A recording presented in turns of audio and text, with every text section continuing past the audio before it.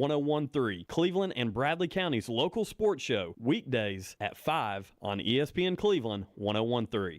From the Kia of Cleveland Studios, this is ESPN Cleveland 1013, WCLE HD2 Cleveland, W267BI Cleveland, ESPN Cleveland 1013. The top of the hour is presented by Best Buy Metals, making the top of your house the best it can be. Visit bestbuymetalroofing.com.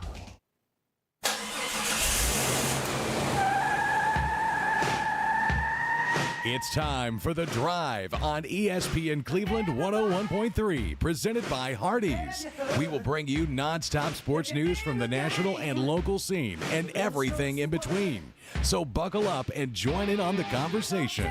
It's The Drive. Don't take no style. Got a thirst for killing.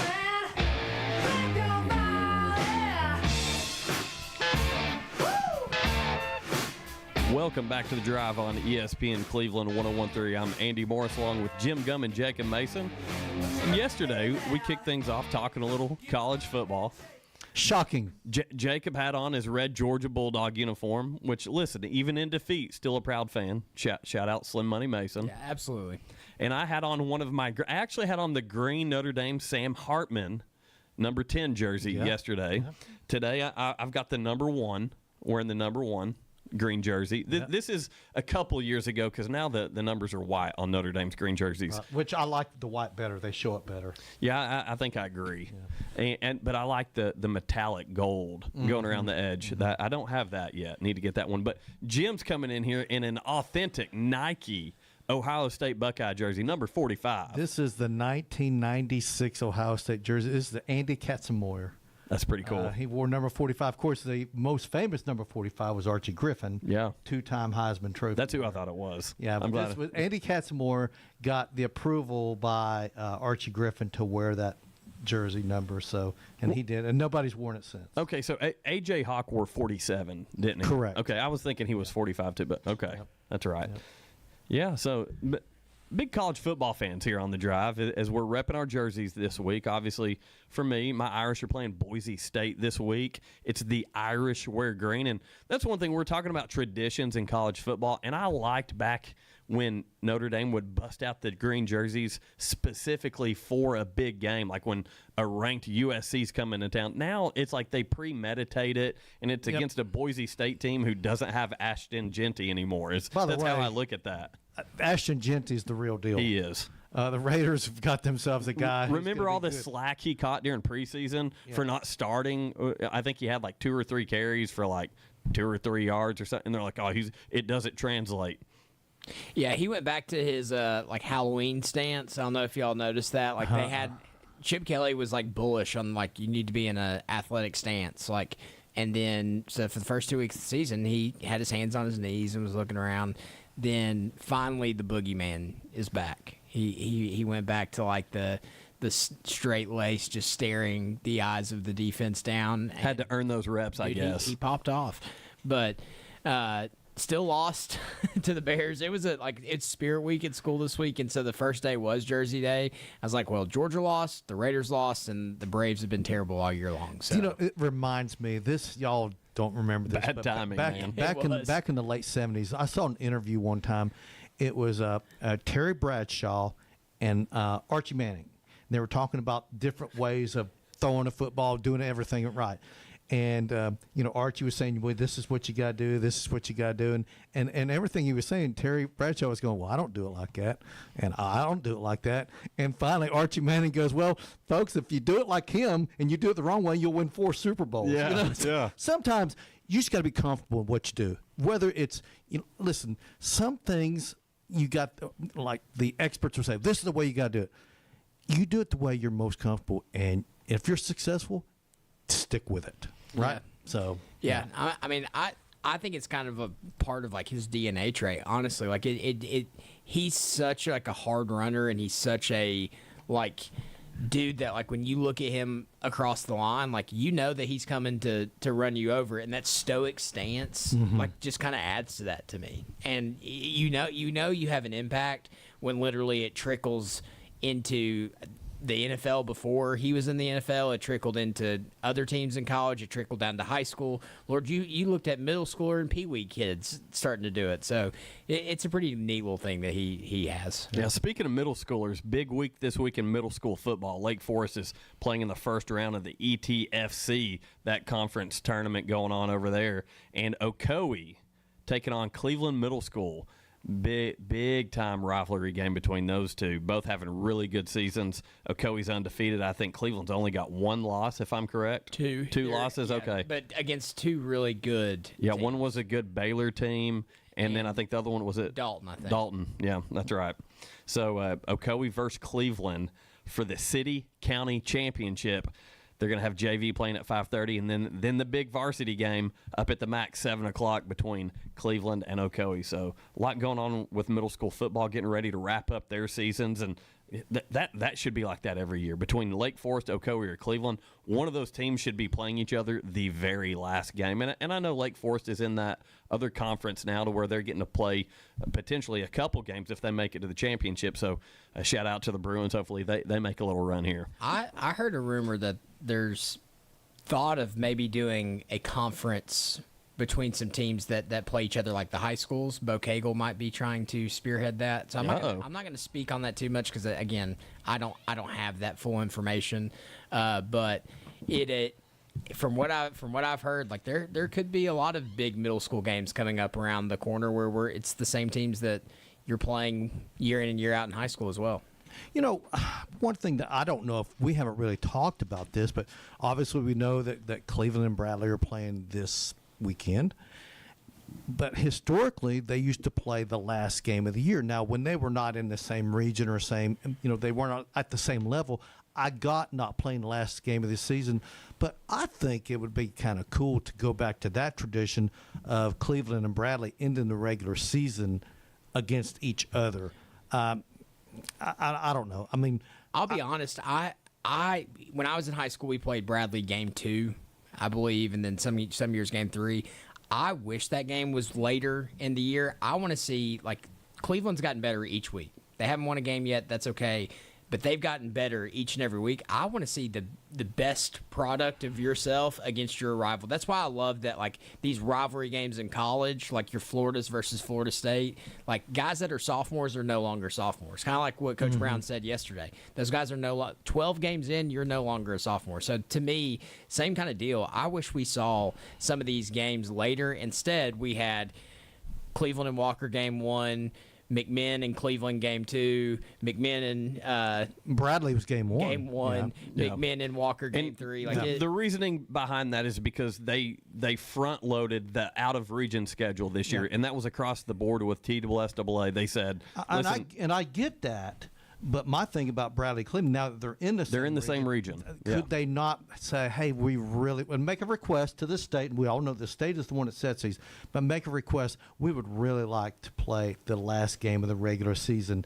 We're in the same region, so we've got that bridge covered. So I don't know. So whenever they brought that rivalry back, again, big game this Friday night, Bradley Central, Cleveland High School over there. I believe it's at Benny Monroe Stadium, correct? No, it's at Bradley. Is it? Okay, so it's at Bradley.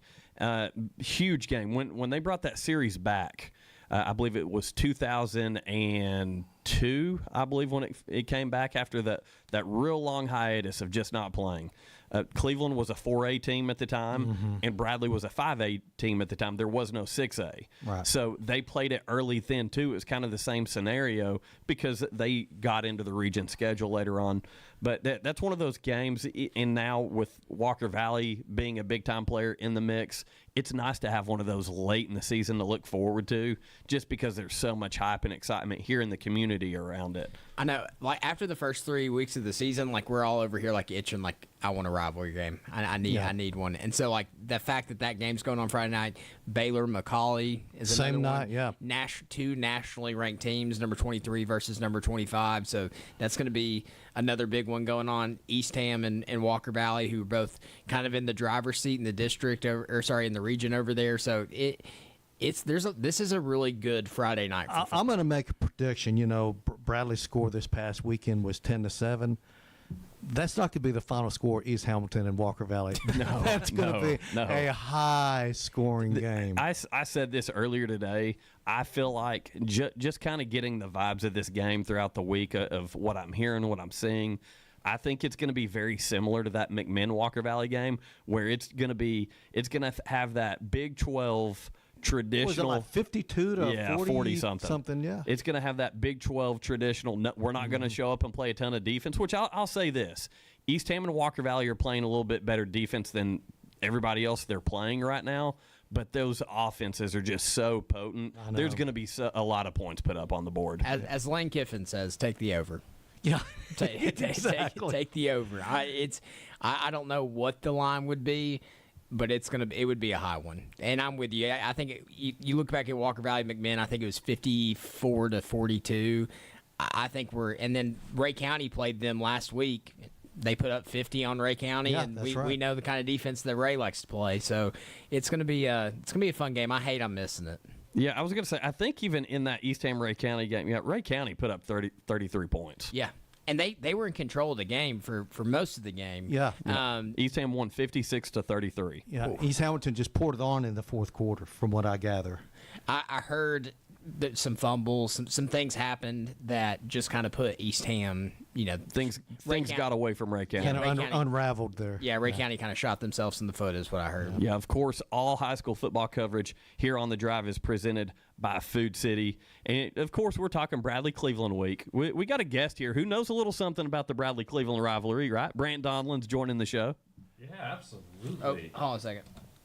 My bad. Go ahead. There we go. You guys hear me now? Now we can. Now can you hear me? There we go. Third time's a charm, right? That's it. Yeah, born and raised here. Went to Bradley. Got to play in some big basketball games against the Blue Raiders, right? I was more on the basketball side with that. Football during my high school years was not too pleasant for Bradley Central back in the day. We had I think we may have won 7 or 8 games in 4 years. We had an 0-10 season at one point. What year did you graduate from Bradley? 2008. Okay. Yep. So you're a couple of years behind me then. Who was the big old offensive lineman that went to UT on that Bradley team? Oh, gosh. Was it last name White? I don't remember. I know Sanders. Austin Sanders played. No, but it was That's who it was. I was a freshman. Yep. We played at Bradley, and Austin Sanders put me on top of my head on the field goal team. So now we know there's a reason behind That's why That's why Jacob couldn't find that button a second ago. There's this weird dent in my head. Reaction time withered away very quickly. Yeah, there's this weird dent in the back of my head, and it was because a upperclassman for Cleveland heckled Austin Sanders. He got stood up by a freshman, and so the next play, I was on top of my head, genuinely. So that's one of my favorite football memories that I have. Austin was tough, man. He was good. big old boy. So, Brant, what's going on with you, man? Kind of tell us. Obviously, new job, right? Yeah, absolutely. We have a new venture, and I say we. One of my former boss, now boss, Tim Morgan, and myself, we've gone down the path of starting a sports commission for a regional sports commission. So right now, really solely focused in Hamilton County. But with that, we have a regional focus. So obviously there's a lot of potential here in Cleveland, a lot of talk in Cleveland, right? And in Bradley County with pickleball courts, indoor complex, aquatic center, trying to find a way to be involved with them as well. So leaving that door open and having conversations with political figures around the area so that we can truly be regional and not just Hamilton County. So, yeah, good venture right now. That's good stuff. And listen, this is an area when it comes to recreational sports and facilities. We've talked about it a lot on this show. Cleveland has so much potential. So hearing you say showing some interest in this area, yeah. I mean, what could some of those things possibly be that could develop here in our community? Yeah, so, I mean, and I'll just rewind back a little bit, but we're the Sports and Event Corporation. And like I said, so funded by Hamilton County right now.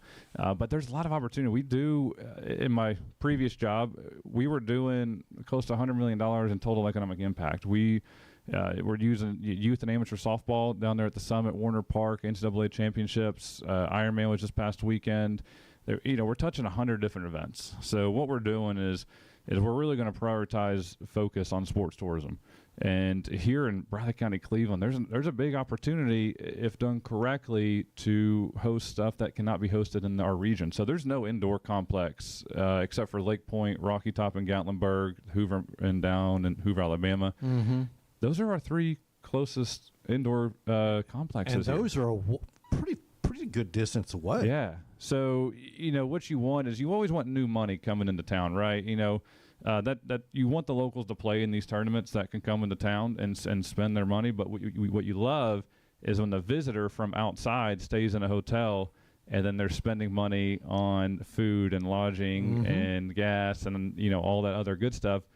When they stay the night, they're gonna spend more money. Yep. That hotel money is key in this area. So, indoor complex aquatic center. I think our closest aquatic center might be Kingsport, if I'm not mistaken. I'm sure, obviously on the campus of UTK, they have that the Jones building up there as well. But, yeah, I mean, there's a lot of potential here for this. I mean, you could really – we just don't have anything in Chattanooga. We use the convention center for volleyball and basketball, but that has a price tag. And when you got to bring in floors, that's tough. We know the issue. Whenever you want to build or something like that, you got people that want to push back. Oh, we don't need this. We need to put money into the schools. We get that, but that's always been an issue. I remember when the aquarium was being talked about in Chattanooga. There were so many people that, what a waste. This is ridiculous. We don't need to do. And now it's like, see? That started the boom in downtown. I'm like, yeah, exactly. The downtown Chattanooga was a ghost town until that opened up. And now downtown Chattanooga is a vibrant area. Sometimes you just got to take a risk. Well, you know what they say. You got to spend money to make money. That's right. The risk versus the reward. And I would love to see Cleveland do something that would be like, oh, my gosh, you got to go to Cleveland, Tennessee for this because they have the facilities. Yep. It's all about the facilities, whatever it is. And if it has to do with youth, I'm telling you, moms and dads will take their kids anywhere for their kids' sports. 100%. 100%. I've been lobbying for turf baseball fields for forever. Think about how many missed reps young kids get because parks have to be shut down because of the dirt. And somebody told me how much money somebody cleared off of a weekend thing in Texas, like a travel ball event, and I was floored. Well, there's a complex up in Athens that runs year round. Correct. Yeah, they installed turf up in Athens. I think it was like $1.3 million they invested in that, and that's great. I hope that is successful. I hope they do a lot of great things up there. Where you drive that economic impact, though, is where are they spending their money? Sales tax is great. We're a sales tax state, right? So we would love for the visitor to spend their dollars here, and then not the residents, right? But Athens, lacking they have like 2 hotels up there. Yeah, nowhere near what we got here in Cleveland. So at that point, it's easy. The way Tim Morgan and I we talk about it is you got to bring in the right people for the right facility for the right event, right? You can build it, but if we're just hosting, local tournaments, yes, that is amazing. That is great. There's a time and place for that. We need it. It's much wanted, but you got to bring in out of town teams to really drive in that revenue so that the facility pays for itself and then it brings in more money. So that, we could keep taxes low. Hey, you know what? If you build it, they will come. That's right. Isn't that right? That is right. And once again, we're joined by Brant Donlin, and correct me if I'm wrong on this, Vice President of Development, correct? Yes. Yep. And for the Sports and Event Corporation. So one thing you had mentioned was whenever you get them to stay overnight, when you get them to stay in hotels, I'm thinking, I'm a big-time foodie. You guys know this. But you're automatically getting these families that are coming to these tournaments and to these games from maybe getting one meal that evening to getting breakfast, potentially lunch and dinner, 3 meals. And that's all money that's going back into the community. Because you think about it, if you have a one-day tournament, let's say, on a Saturday, those teams, even within, 2 hours, depending on when they start, they could drive up that morning, drive back that night, right? Yeah. They may only spend, like you said, two meals, maybe some snacks. How much sales tax is that generating, right? Some. Better than nothing, right? But if they stay the night, the hotels are going to be low. Now you're talking lodging tax. You got sales tax on top of that hotel. So what does it say? You pay $100 for a night for a family of 4. The tax 9.2 9.75 or 9.75 up here plus the occupancy tax. Now you've got sales tax on that $100 plus all their meals plus their gas. It's a very, very vast big difference on that. If you look at the off ramp, if you look at the Paul Huff off ramp, I mean, all these new hotels have just been popping up like crazy. Yep. They want to fill those rooms. Have to. And So- I live over there. Like, I live near that area. I pass by it every day. I'm shocked at how often they're packed. Like, you think about little old Cleveland, Tennessee, they've got people moving in and out of the doors. And Yes. so, it's awesome too, though, to give them more of a reason to have people coming to stay the night and spending money here. Well, Yeah. I think of this from the sports guy, obviously, as far as being like involved as a coach and not just talking about it on the radio with you jokers. Like, as a wrestling coach, there's so much potential. This is the wrestling hub of the state of Tennessee. You're absolutely right. There are so many opportunities for big tournaments. We've seen over at Raider Arena, they get 12 mats in there packed in wall to wall, which is amazing. But if you had a bigger facility, which is kind of your guys, that's your game. Yep. So we were working with AAU, local guy who was doing Tennessee Top 100 down at Camp Jordan down in January, but they have the indoor soccer, so they have those walls up. It's tough. Limits the spectators right from the visibility, and they're like, Brant, this just isn't working. And I'm like, I get it. Do what you need to do. Well, then they go up to Raider Arena, and I was like, hey, that's perfect. But now if we could really multiply that with an indoor center that could really expand, if you have that room. Now, I mean, if you can operate that thing from January through December, and what you do, I mean, really what we preach is, yes, it's a tourism facility, but what you do is you program it Monday through Thursday, even maybe Friday morning with local activity, and then let the visitor and the tournaments take over Friday night, Saturday, Sunday, and then you just reset on Monday. And, sometimes you can find week-long tournaments throughout the year, and that's great. Let's prioritize those to drive in more revenue. I think that's the model that is huge, so therefore everybody gets to enjoy it. It's not just people coming in from out of town and saying, hey, this is our facility. You get locals to use it. You get the out-of-town people to use it as well. I can't begin to tell you how many people have texted me and said, hey, is Ocoee's turf available for our travel ball team to come practice? And that there has to be tons and tons of these local teams that need a space to go out and do those. It's going to present more opportunities, and it's going to bring money into the community. Yeah, and so like you just said, like, I know that there would be so many teams across all sports that would be so thankful for an area that they could schedule for their team to go practice and do those things. That's one thing that lacks here. I mean, just baseball fields in general. There's a few operators that are already here in this area, but they're spread out between Bradley and Cleveland State and Chattanooga State, and they're using, and it really, for us, if the operator wants to make $1 million, I could care less. Let them make as much money as they can because they're bringing people here, and that's the goal, right? So, as long as they can continue driving these people to, these communities, that's great. Let them become millionaires because at the end of the day, we're just trying to get people to see our town. Because what happens is you may have someone that's going to come to Cleveland, whether we can get turf baseball or an indoor complex aquatic center. They may play here as a 5 or 6 year old, whatever it may be, and then when they grow up and they have their own family, they go, you know what?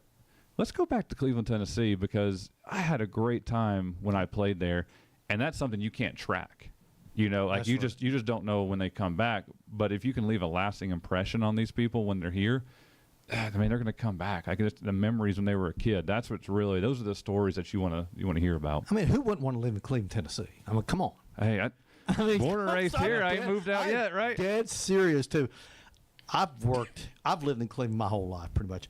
I've worked the majority of my life in Chattanooga, and people are always asking, "Why don't you move down here?" I was like, "You couldn't pay me to live in Hamilton County." No, agreed. I'd rather commute every day. That's what I do. And because I'm just telling you, we got it made here in Bradley County, guys. We do. That's what I call it the center of the South. Like it's so accessible to everything as well. Like you're 2 hours from Atlanta, you're an hour from Knoxville, you're 30 minutes from Chattanooga, you're 3 hours from Nashville. Like you can Huntsville. You can get anywhere. Like you can enjoy it. You've got the mountains right in our back door. You've got everything that you could ever want here, and it's a great town to raise a family in. So I'm with you. I'm with you. Good schools. If you can add something like that too, that has people wanting to knock on the door and say, "Hey, like I I think I might want to move my family here, or like I've really loved my time there. I think, it's And the great. crime here is not bad. It really isn't. No. I mean, we really are blessed. Hey, it ain't Memphis. Can we throw shade on this show? Is that okay? So you're saying ICE is not going to be patrolling our streets? Yeah, that's here right, man. anytime? Not anytime soon.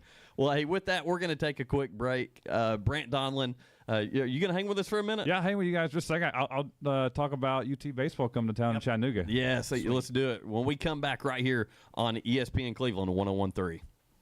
The Drive will be back after a quick timeout. Stay tuned for more nonstop sports talk on The Drive, presented by Hardees. Now at Hardees, 2 hand-breaded chicken tender wraps are only $5. Mix and match your favorite flavors like buttermilk ranch, honey mustard, and spicy. Endless combinations start with 2 warm tortillas, each filled with 100% white meat, juicy on the inside, crispy on the outside, hand-breaded chicken tenders. Any 2 wraps, now just $5. Hardees, goodness in the making.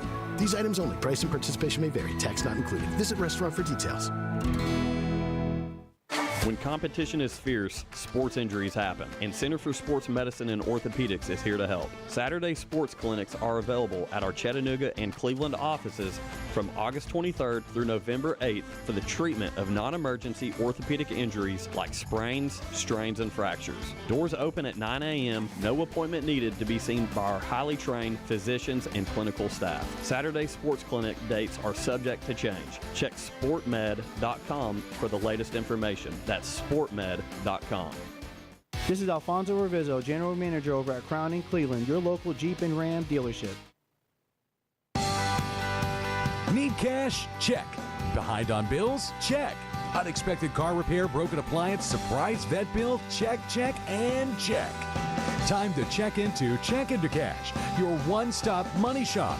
Check all the boxes all in one place. From payday loans to flex lines of credit, we've got solutions that move with you. The process is simple, quick, and designed to get you the help you need fast. If you've been approved, you can leave with cash in hand. Check Into Cash also offers check cashing, money orders, wire transfers, and even gift card buyback. Check your worries at the door and check into a store to apply. We have stores in the Chattanooga area, including Cleveland and Athens. Or visit checkintocash.com to get started today. Check Into Cash. We fund today to make a better tomorrow. Subject to state regulations, eligibility, credit check, underwriting, and approval. Rates, restrictions, and fees apply. Visit the store for details. For the past quarter century, Mix 104.1 has been your home for UT Vols football. That's something to celebrate. Vol 25 is here. ESPN Cleveland 101.3 and USS are giving you a chance to win tickets to all of the Tennessee road games this season. Each Monday before a road game, you can register to win tickets to that Saturday's Vols game. Vol 25 is brought to you by USS. Visit USSTN.com/Chattanooga. For more information, check out our ESPN Cleveland 101.3 socials on Facebook and Instagram. Want to save on home and auto insurance? Call AAA in Cleveland today to see how much you could save. 423-458-1536. Same great coverage, new lower rates. AAA in Cleveland. 423-458-1536. Discounts and savings subject to eligibility. Personal lines insurance underwritten by Member Select Insurance Company. Welcome back to The Drive, presented by Hardees. Join the conversation. Text 423-749-1013. You can also listen anywhere on our website, ESPNCleveland1013.com.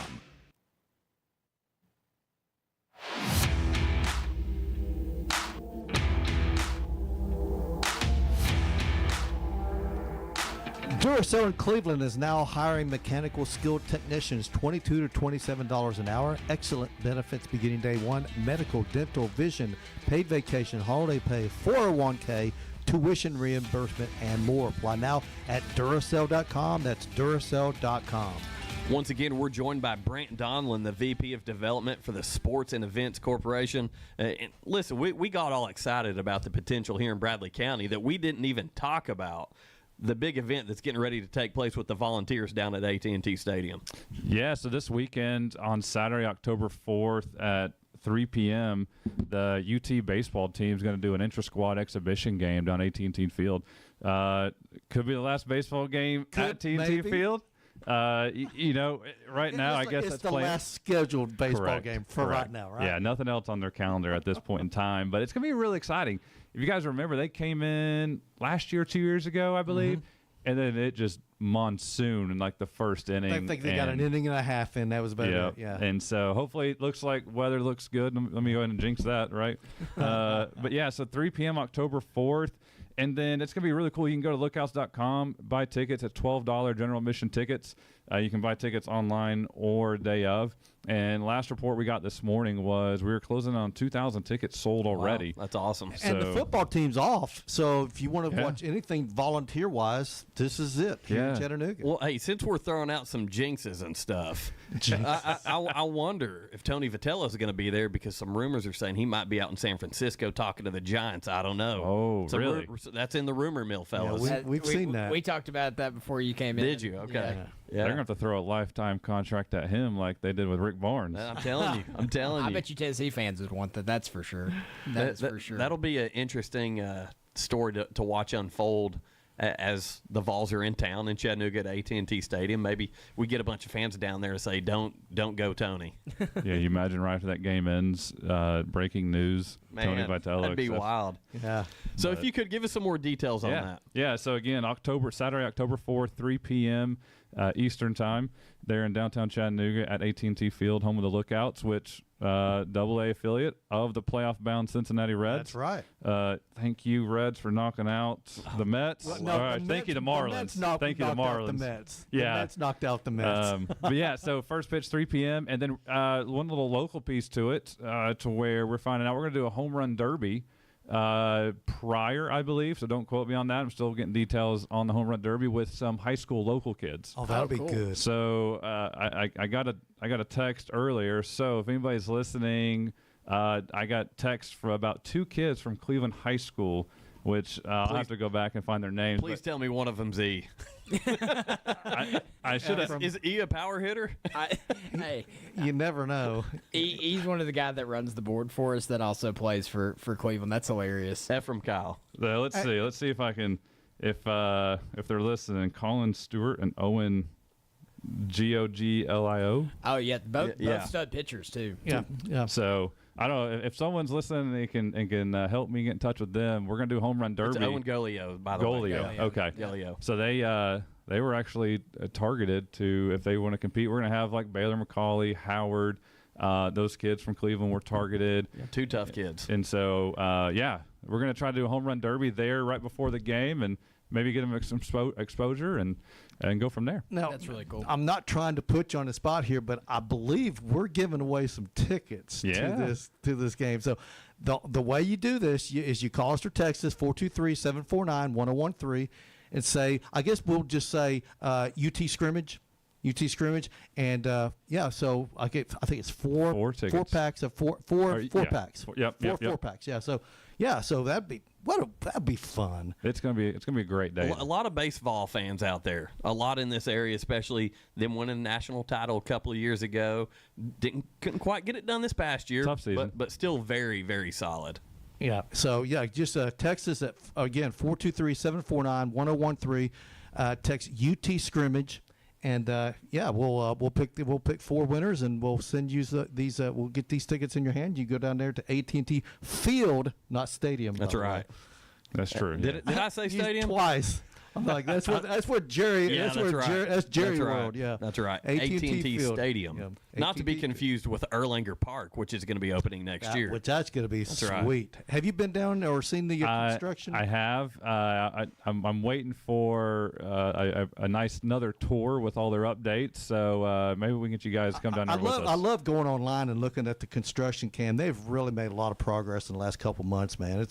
I cannot wait, man. When they laid that sod down, that's when you're gonna know, hey, we're getting close. It's beautiful. If you get a chance, and I'll get in touch with you guys. See if we can go down there one day. Oh yeah, I would love that. And show you around because it is beautiful. I haven't been down there in probably a month and a half or so. We need to do a show from down there. Oh, I'm in. Serious talk. When I'm they in on open it. up that ballpark, we need to get. Rich needs to set us up there.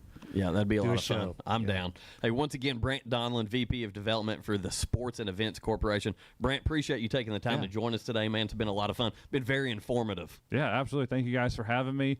And, if you guys ever need anything, just let me know. Give me a shout. Yeah. Hey, good luck tonight on the softball game. We haven't won a game yet. Oh. It's going to be much needed luck. If we're talking about jinxes, maybe that will flip that one.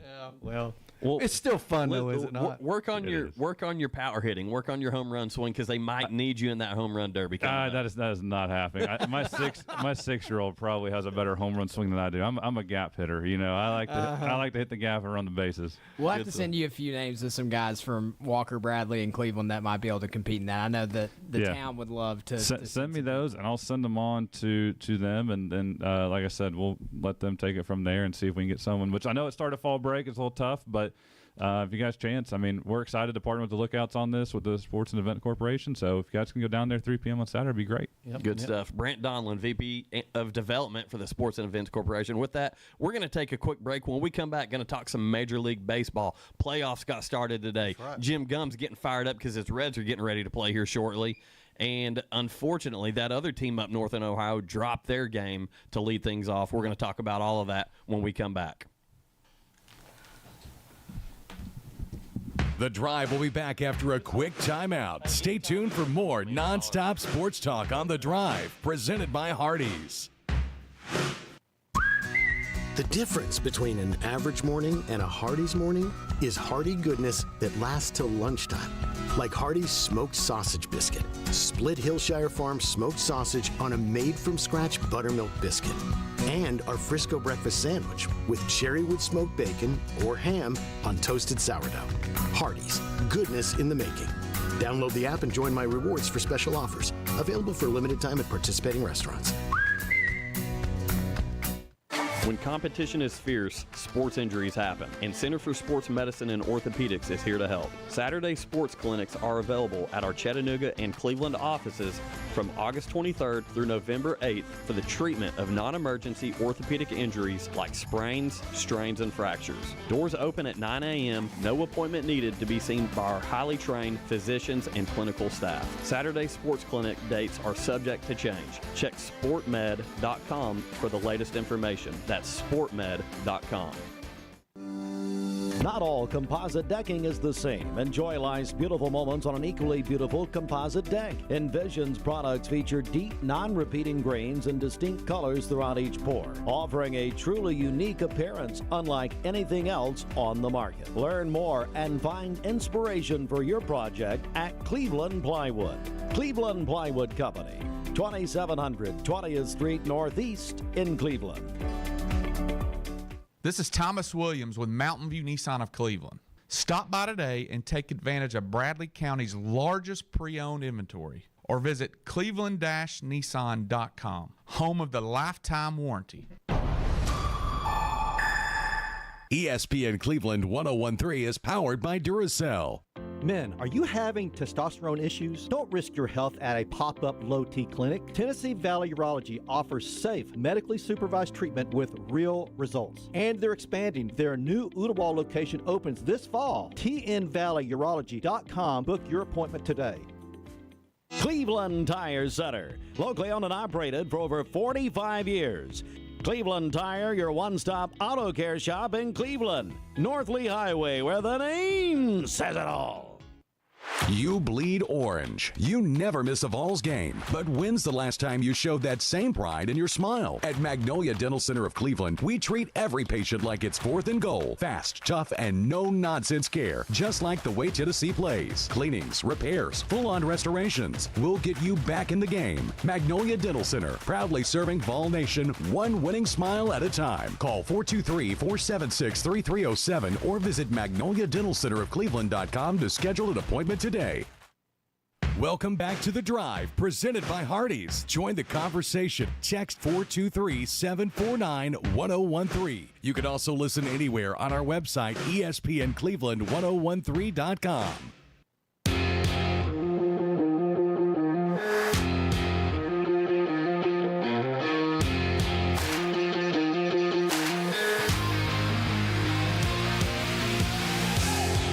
comes to Mayfield Dairy Ice Cream, you'll never have a boring bite. Their limited edition ice creams, cherry chocolate chip and banana pudding, are inspired by traditional Southern recipes and seasonal favorites.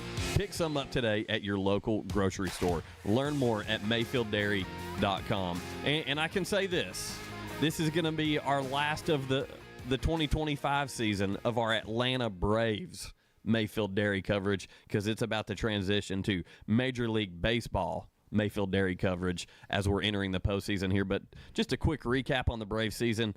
Obviously, we know they failed to make this playoffs. Unfortunately, first time in 7 seasons we're not getting to see the Braves participate in the postseason. But Sunday, they did win their final game, and of course, in Acuna fashion, hit a huge home run. I believe it was 451 feet. Charlie Morton was really the big story, though. It was his final start, as most presume, as a Brave, and was able to get sent off after an inning and a third. Got a strikeout on that big Uncle Charlie curveball that he's got to finish things up, which I thought was very fitting. And then his family was able to come on the field and meet him as he made his way over to the dugout. That's cool stuff. Yeah, you'll love to see. I love to see that because, every athlete wants to go out on their own terms. That usually does not happen, but good for Charlie Morton that he kind of, sort of went out on his own terms. We all know that, basically his this season didn't go according to plan, but the fact that he was able to start the 162nd game of the season for the Atlanta Braves, only pitched a little over an inning, and then he, leaves to a big applause, and then his family. That's the way every athlete's dream of doing it. More often than not, that doesn't happen. Yeah, that's a guy who made a career doing what he loved and getting to see him. We've seen Charlie over a couple of seasons. We thought he was done and he comes back. That felt like a finale. That felt like that was it. But there's still, if the team shows the right dollar sign and some interest, I don't think it's going to be the Braves. But if that team is out there, if Oakland says, Sacramento. Oh, by the way, you said they're going to wear Sacramento jerseys next year? Not a fan. Not a fan. This year they only wore A's. Yeah. They're actually going to have an alternate jersey that has Sacramento. Yeah, they slowly transition to that for a reason because all the pushback. But anyway, I could see a team like the A's, formerly known as the Oakland A's, maybe saying, hey, do you want to come be a mentor and be in our rotation? And, if you're Charlie Morton, why not? But more than likely, it's probably the last pitch we saw Charlie Morton throw was that big curveball. The final record for the Braves on the season, 76-86, fourth in the National League East. That just does not sound right saying that. It doesn't. But one of the big stories is, what will Brian Snitker decide for 2026? He's been a manager since 2016. He's about to be 70 years old in October. So he reached the 800 win milestone this season. He's at 811. Does he hang around a couple more years to try to get to that 1,000 mark, or maybe just next year? There's so many questions going around. Personally, I want Snip back. But some breaking news that just happened in Major League Baseball: Ron Washington. Saw this. He announced himself that I always want to say Anaheim Angels, and I catch myself. Just say the Angels. The Angels. Heck, I still want to call them the California Angels, and that's been 20 years. He said that the Angels are not picking up his contract. So we know he had some health issues this year. I know a lot of people are saying bring Wash back to the A. Bring him back to Atlanta, and I'm all for it as our third base coach under Brian Snitker. Yeah, that's what before you walked into the show, I looked at Jim and I said, we need a third base coach. Bring him back. See, Andy, we were doing show prep before you got here. That's what happens when you're hustling from practice. I am messing with you, man. Yeah, well, no, I'm being dead serious. Came in here on 2 wheels. So our friend Josh Rogers, who is a big Ron Washington guy, big Ron Wash advocate, wants him to be the manager, wants him to come back. I don't think that's a move that's going to happen because of the health issues that we saw this past year, and didn't get to manage more than the second half of the season as he was dealing with those health issues. But I would love to say, I'm assuming that Freddie Gonzalez is going to bolt for a managerial position. I think he'll be considered since he was able to be the third base coach for the Braves this year. But what better role than having Ron Washington in that clubhouse to be your infield guy again, to be the mentor to those young players. Everyone loves Ron Washington. And, when he left, part of that clubhouse left. So I would definitely love to see him potentially come back. Let me ask you guys this. Bruce Bochy was just let go. It was mutual. It was mutual. Yeah. So he's out there. He would be. I like him personally as a manager. I wonder if the Braves would consider him. I don't know. I just he is a guy that I think he knows what he's doing. He's been a manager for multiple franchises. He's been semi-successful. So, just saying, he is a guy that is available. Let's put it that way. Yeah, Drake Baldwin should be in the conversation for Rookie of the Year. Ended the season with a .274 average, 19 home runs, and 80 RBI. Pretty solid year for Drake Baldwin, who also, by the way, plays catcher. One of the toughest positions. Toughest. To be able to play and produce offensively. So it blows your mind to see what Cal Raleigh's been able to do for the Mariners this year. He should be the MVP, and Drake Baldwin should be the Rookie of the Year in the National League. Anytime a catcher puts up offensive numbers that's even comparable to what we're talking about, I'm sorry, that's far and away the most difficult or taxing position in Major League Baseball because you're getting dinged up all the time with foul balls. You're so focused on each batter calling the right game, helping the pitcher. They're squatting down. I mean, you get a catcher that hits 20 homers, you're thrilled. We're talking about a guy that tripled that. He hit 60 home runs this year. Cal Raleigh to me is clearly the MVP. I'm going to play devil's advocate here. I don't think you can punish Judge. I'm not saying just punishing. because he plays catcher. But Judge leads in all those categories, like all the big major categories that an MVP needs to lead in. He does. He's having a historical season. I get How many home runs did Judge have? 53, 54? No, something like that, didn't he? 55 maybe. I'm looking. I'm on it. He might have actually hit 55. He hit over 50. Yeah. For the fourth time in his career, if I'm not mistaken, over 50 home runs. 53. 53. Okay, so I was right the first time.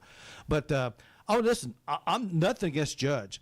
I just think a catcher hits 60 home runs and leads his team to the postseason.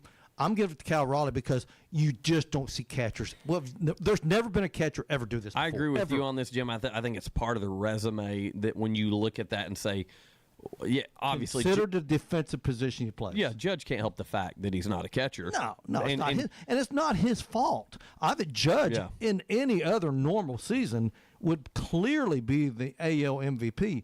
But I think this year, when you've got a catcher that's done what he's done with the Mariners and helped lead them to the postseason on top of that. Yeah, I mean, to me, if you don't give it to Raleigh, he may never have a season like this again.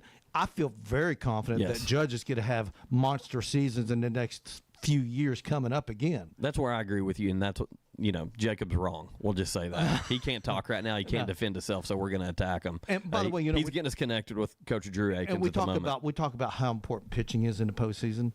We got 2 finalists already: 2-1 Detroit over Cleveland, 3-1 Chicago over San Diego. Pitching. That's where you win these series in the postseason. Yeah, these games that we've seen up to this point, as you mentioned, to start the day off, the Tigers in Cleveland, what an environment. Those fans getting to experience some postseason baseball again. The Tigers won that game 2-1. It has a very 90s feel to it when it was all about the big arms. Mm-hmm. And of course, the Padres falling to the Cubs today there in Chicago. What an atmosphere for postseason baseball that is. 3-1 Cubs over the Padres. And coming up tonight at 6 o'clock, we've got Red Sox Yankees. And, man, talk about a postseason matchup. Oh. Just two teams that absolutely can't stand each other, Red Sox Yankees. And then at 9 o'clock, Jim Gums, Cincinnati Reds, headed out to L.A. to take on the Dodgers in that wild card series. 4 games over 500, and they made the postseason. It's wild. Can you believe that? That is wild. So with that is going to be our wrap on Atlanta Braves baseball for the year. We're going to continue to keep you up to date on the Major League Baseball postseason with what's going on with all those games. And we'll talk about some moves and some things maybe a little bit later on this week that the Braves need to do over the offseason. But right now, we're just past 5:45, and it's Tuesday, so you know what that means. Walker Valley head football coach Drew Akins joins the show. Coach, how you doing? Doing great, man. How y'all doing? Covering some baseball, man.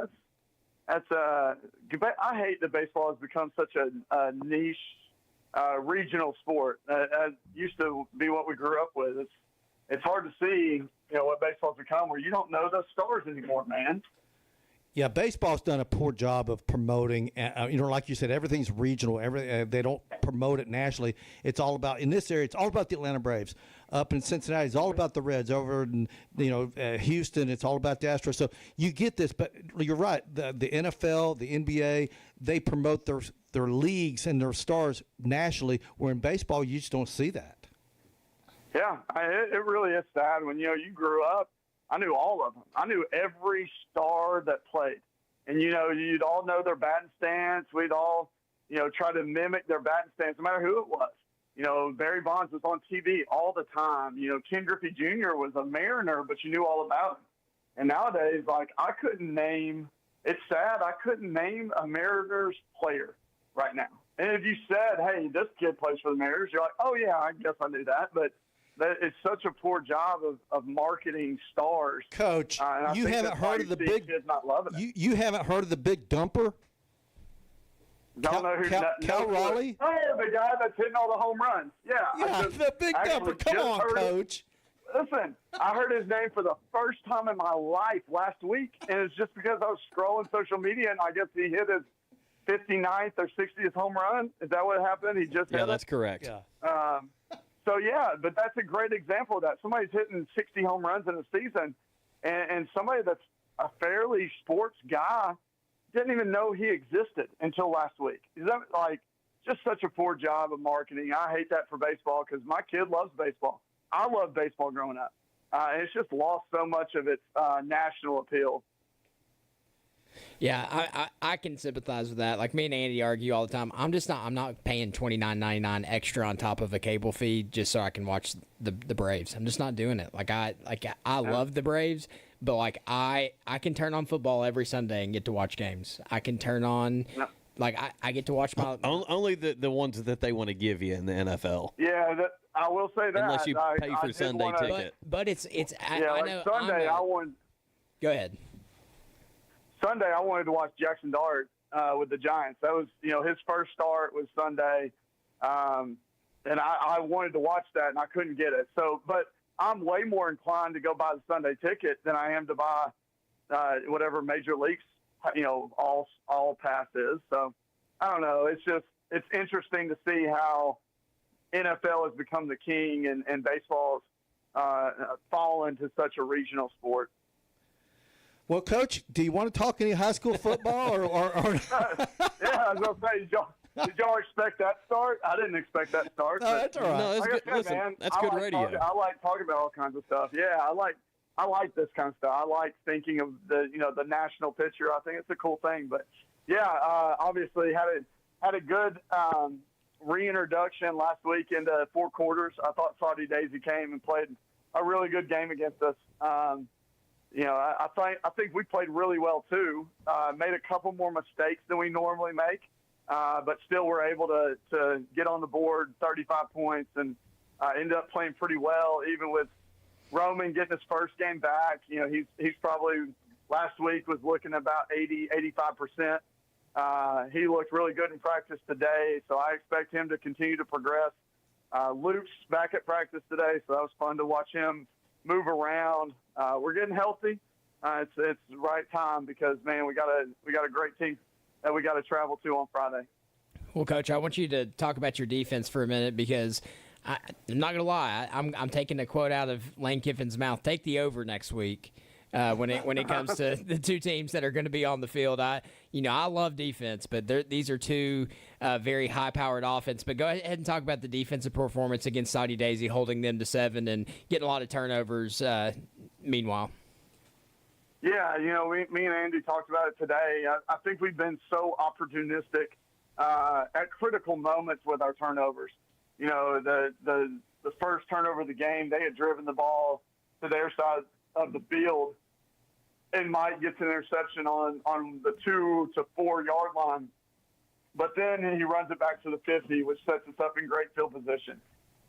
We don't score on that drive, and then 2 plays later, Braylon Beard causes a fumble and gives it right back to us. So they're setting us up in great position to be able to make plays and go score points. And then Tyler Goldman, at the end of the game, he really, when he came off the side or off the field, I hugged his neck and told him, hey, man, way to end the ball game. He had the pick six at the end of the game. That really sealed it for us to make it 28-7. We got one more late after a blocked punt. So even special teams, we talk about the percentage of win goes up so many points when you have a defensive score or a special team score. And both defense and special teams set us up for scores the other night. So nice to see us playing all 3 phases of the game really well right now. Like I said, we're going to have to take the next step up this week with East Hamilton. They're so dynamic on offense. Obviously, the Hayward kid is leading the state in touchdowns. He's averaging over 5 touchdowns a game right now, which is crazy. So we're going to have our hands full, and we got to make sure that we tackle really well and that we swarm to the ball, which is, what we always talk about. Those are things that we've become part of our culture is everybody flying the ball. So we got to have that on Friday night. Is this the best team that you will have played? I'm talking about offensively. Is this the best team you will have faced this year? It's the most dynamic offense. I don't want to take anything from what Bradley did. Bradley scored 28 points, but it's very different the way they scored the 28 points. Bradley lined up and played smash mouth and ran the clock and, limited possessions. That is not what I expect to see from East Hamilton. It's going to be high flying, outside run, getting on the edge. We've got to. It's such a different type of offense. So dynamic-wise, absolutely, it's the most dynamic offense we've seen to date, and it's a very good. I have a ton of respect for Coach Nance. Coach Nance, I consider him a friend. So he is so good at leveraging and understanding hats and out leveraging you. So we got to do a great job of lining up and making sure we understand what their plan is. But ultimately, no matter what it is, the plan is going to be to get the ball to number 11 and try to let him score. So we've got to do a great job of rallying to him because he is as dynamic an athlete as you're going to see at the high school level. And just to put this out there for our listeners and for you guys as well, Jaden Haywood, number 11 you just spoke of, is averaging 140 yards per game. It's pretty impressive. Yeah, by himself. He had last week at Ray, he had, I think, 250 plus by himself. That's wild. That's 140 by himself a game while playing, only the first half of probably 3 or 4 of their 6 games. He only played the first half. So you're talking about a kid that is just dynamic with the ball in his hand. He's an outstanding player. He was a region MVP last year in our region. So he's definitely the guy that they're going to try to get the ball to and try to get him in space. Yeah, definitely looking forward to that matchup Friday night down at East Hamilton, a game with huge region implications. Right now, we talked about it earlier today, Coach. You kind of feel like you're in the driver's seat. East Hamilton kind of feels like they're in the driver's seat. This game is going to be very telling. Not to discount any games, down the road a couple weeks from now, because I believe East Ham still has to play McMinn. But you guys got to feel like you're in a good spot going into this one if you take care of business. Yeah, this game is a huge game. I mean, it definitely it sets it to where, the what's predicted, the predicted outcomes. This becomes a de facto region championship game for us. So we've got to make sure that we're ready to go play. Our kids, man, they've done such a great job of just showing up and playing. No matter what, we've dealt with some adversity the last couple of weeks. Last Friday we were down 5 starters going into the game, and still found a way offensively. That was 5 starters on offense alone that we were down. So it's definitely been an adverse season, and our guys have dealt with adversity really well. They've handled it and they've played really hard. Our defense has done a great job. They got our points per game down below I believe it's below 16 at this point. It's either 14.8 or 15.8. But either way, after the McMinn game, we've done a great job defensively of limiting scores and creating turnovers. So we need another game like that from our defense, rallying to the football, being great tacklers, but ultimately playing with relentless effort and great passion. And if our defense does that, they're going to set us up for, some good positions offensively to go score. Coach Akins, always enjoy having you on the show, man. Absolutely, guys. Appreciate you having me as always. Appreciate, man. Y'all, not a lot of places do what for high school football what y'all do. So I really appreciate you spotlighting our program every week. Absolutely. Look forward to chatting with you again next Tuesday on The Drive as you're going to be going into a little bit of a bye week, vacation time. So maybe we'll tweak that a little bit. I'm going to. No, let's do it. Okay. I will take y'all's call from the beach. There you go. There you go. That's what I like to hear, Coach. All right, guys. Y'all have a great evening. We'll talk to y'all soon. All right. Yeah, Walker Valley head football coach Drew Akins. And I tell you what, his Ole Miss Rebels are on bye week, so we didn't go into that. They're not playing this week after the big win over LSU. This is probably the first show that we've not really done a lot of college football, just because we had so much other good big breaking news and stuff. Some quick breaking news, Jim, you hit on this earlier. The Rangers and Bruce Bochy mutually agreed to part ways. Boch won a World Series out there in Texas in 2023, so going to be interesting to see if he calls it a career. The Twins fired Rocco Baldelli today after a 70-92 season, and to his credit, the front office, they were huge sellers. Got rid of Carlos Correa. They sold the house at the trade deadline, so kind of not sure what they're doing up there in the Twin Cities. But then going back to college football, Bobby Motorcycles up there in Arkansas, man. I tell you what, he's firing defensive coach, cleaning house, man. He is cleaning house, man. Listen, he wants that job. He wants that job, and he could do anything he can to turn it around, make an impression on the athletic director and the president. If he can do something, if Arkansas can upset somebody between now and the end of the season, I think he'll get that full-time gig. Listen, the day that he was hired there, how many people said, "Oh yeah, he'll take that. He'll get that job at some point," and everything's lining up for him. It really is. Yeah, Jacob, what you got for us, man? Before we go, nothing much. On cue, the music. Jacob's ready to go home. He's ready to go to Florida, man. I'll be honest. I am excited to watch a little baseball tonight. I am too. Yankees. Red Sox. That's first pitch in about 5 minutes. Yeah, that's exciting. Actually, I believe it's first pitch right now. It is 6 o'clock. So with that, for Jim, Jacob, I'm Andy. Have a great evening, everybody.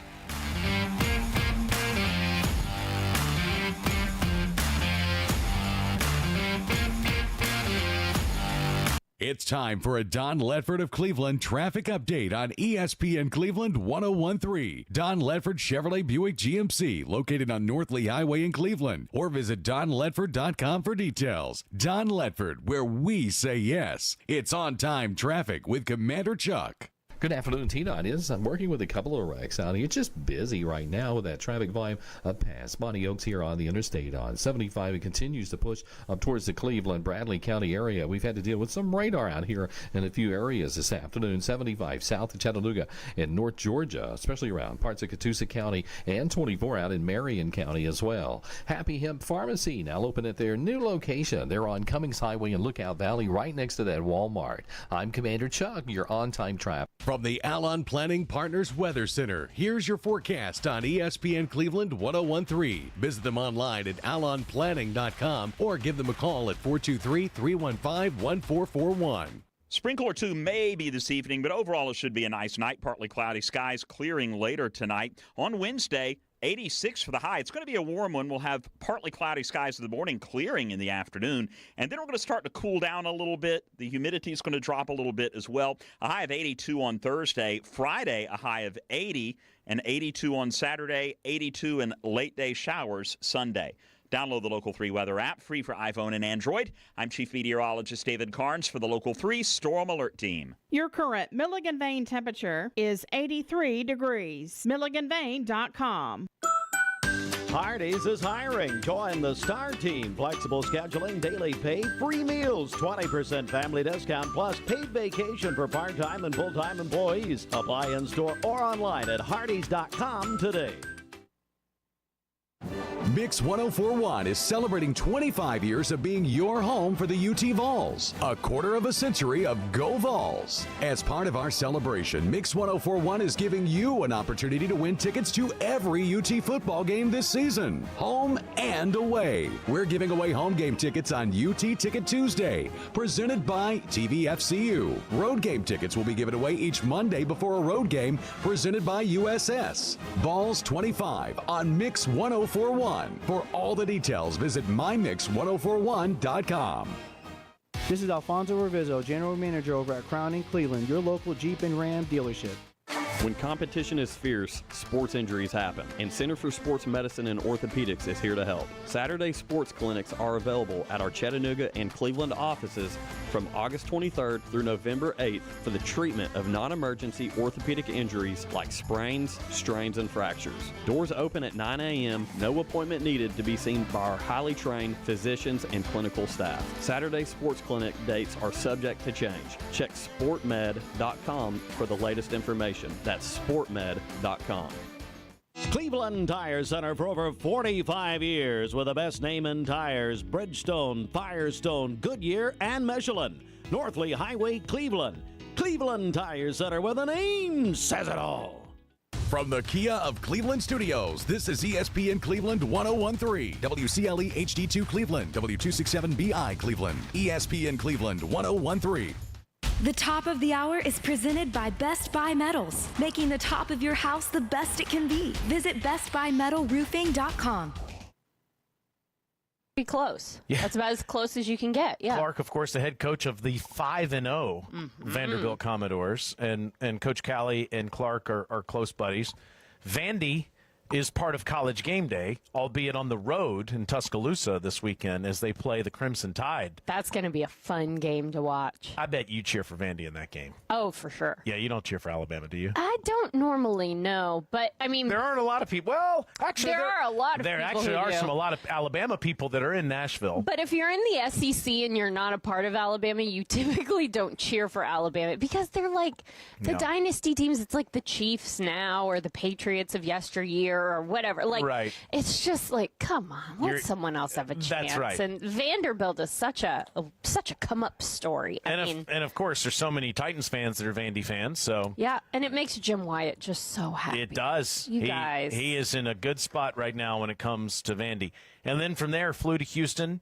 Rhett Bryan joined me, by the way. Rhett was part of the SEC Network team this past Saturday. He did a great job. So cool. I'm a little concerned about how great of a job he did and how well he fit in with our TV team on Saturday. You would have just been beside yourself. Rhett is a chameleon. Yes, he is. fits everywhere. He made everybody laugh very quickly. That's what he does. And anyways, from there, Rhett and I went to Houston, and then, of course, took in the Titans-Texans game. And it was a bummer, Jamie. I mean, it really was. I had a good feeling about it, too. I love the way the Titans came out and competed on Sunday on the first drive. Unfortunate, Joey Sly misses a field goal there in the first drive. And right before the halftime, missed another one that would have made the score 6-3. You're right there. Defense played hard. Jeff Simmons is playing incredible football in the first half. Holy smokes. Cedric Gray, tackling machine on Sunday. It's a one-score game going into the fourth quarter, and that's when it got away from the Titans after that. And it's really disappointing to be shut out. First time it's happened in 6 years. So, yeah, look, I'll just say this, and we're going to give Coach Callahan the floor. And certainly I want to give you the floor, too. When you're building a roster, you're going to have days like that. That's just part of the deal. Now, that doesn't mean the Titans aren't fully committed to winning as they build this roster. Very much want to win games, and it stings. It hurts. It hurts for all the people that are connected to it. All of us that are affiliated with the organization feel that, especially the players and the coaching staff. You just really feel for them because they're putting so much work into this. But this is a developing team, and there are going to be days where developing players don't play to the standard they want as they're learning. And there are going to be days where you're like, man, I am so glad we've got these guys. These guys are going to be incredible as time goes on. It was the latter, unfortunately, on Sunday. Growing is hard. Yeah. Growing is hard. And establishing a new identity, establishing a new everything for a team is really hard. And I know we say that all the time, right? Like we have the conversation like, man, it's going to be a tough road to climb. But then you see people kind of have some success and you're like, well, I mean, what is hard? This is hard. Rebuilding an entire roster, coaching staff, essentially, they're still very young, still trying to figure out their cadence and what they're doing. Personnel group had a lot of changes. All of that new doesn't just come together overnight. It doesn't just come together in a single football season. It doesn't come together in 2-3 football seasons. Like the teams that you see having success now are having that success because they went through the hard times. Right. And we forget about that because you see the teams with success and you're like, well, they've always been good. Well, yeah, but like before they were always good, air quotes, they were really struggling too. That is the circle of life in football. And you've got to grind through those parts to get to the good parts. That's just how it is. And so we see all of the good things. We see the bright spots. We see Jeffrey Simmons making a sack in 2.09 seconds. That is one of the craziest things I've ever seen. We rewound it at my house. I was at home and literally rewound the television to watch it because it was so fast. It was crazy. But like, we have those things. We have a rookie class that is so involved so early, which is great. They are performing. They are working together to establish the foundation that in 5 years will be this team. No doubt. Is standing on saying, oh, well, they've always been good. Right. You know? And that's what we have to remember. The things that are happening now are good. The things that are happening now are right. The things that are happening now are really hard. And I was trying to find the right year to support what you were saying. The Kansas City Chiefs of certainly of this decade, the 2020s, the 20s. Were built in what, 2013? They were built in 2012. Mm-hmm. The Kansas City Chiefs went 2-14. Yep. And yeah, they were built in 2012. Mm-hmm. Mike Borgonzi, by the way, was part of that organization then, the general manager of the Tennessee Titans now. And they went 2-14. Mm-hmm. And I imagine that was a really hard thing to go through for their fans and for everyone connected to the team.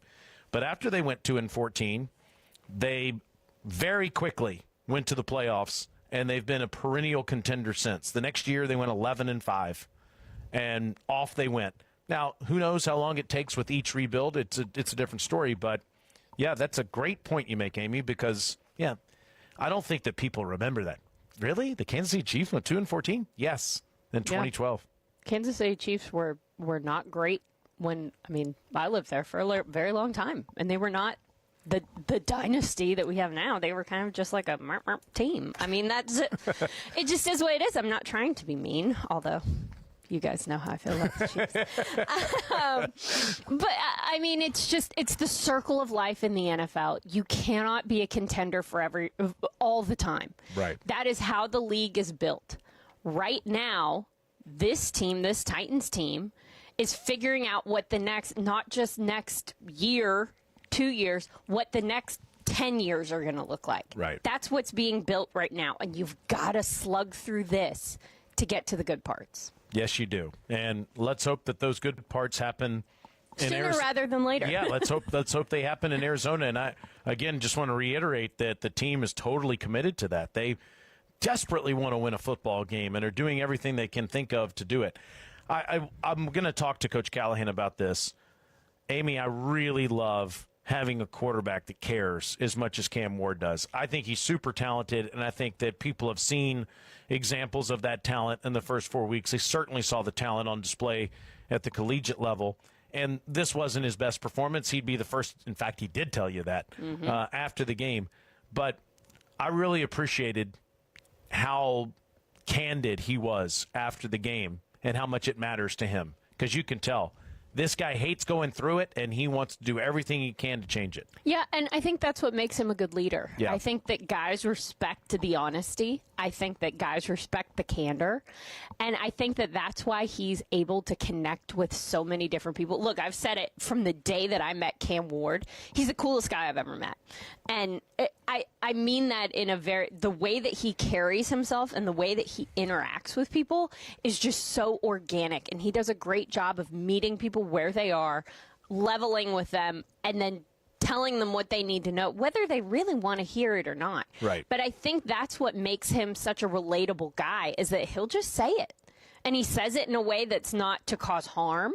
He's not being malicious. He's stating the facts so that you know where we all stand here. Like, there's no gray area with Cam Ward. You know where you stand with him.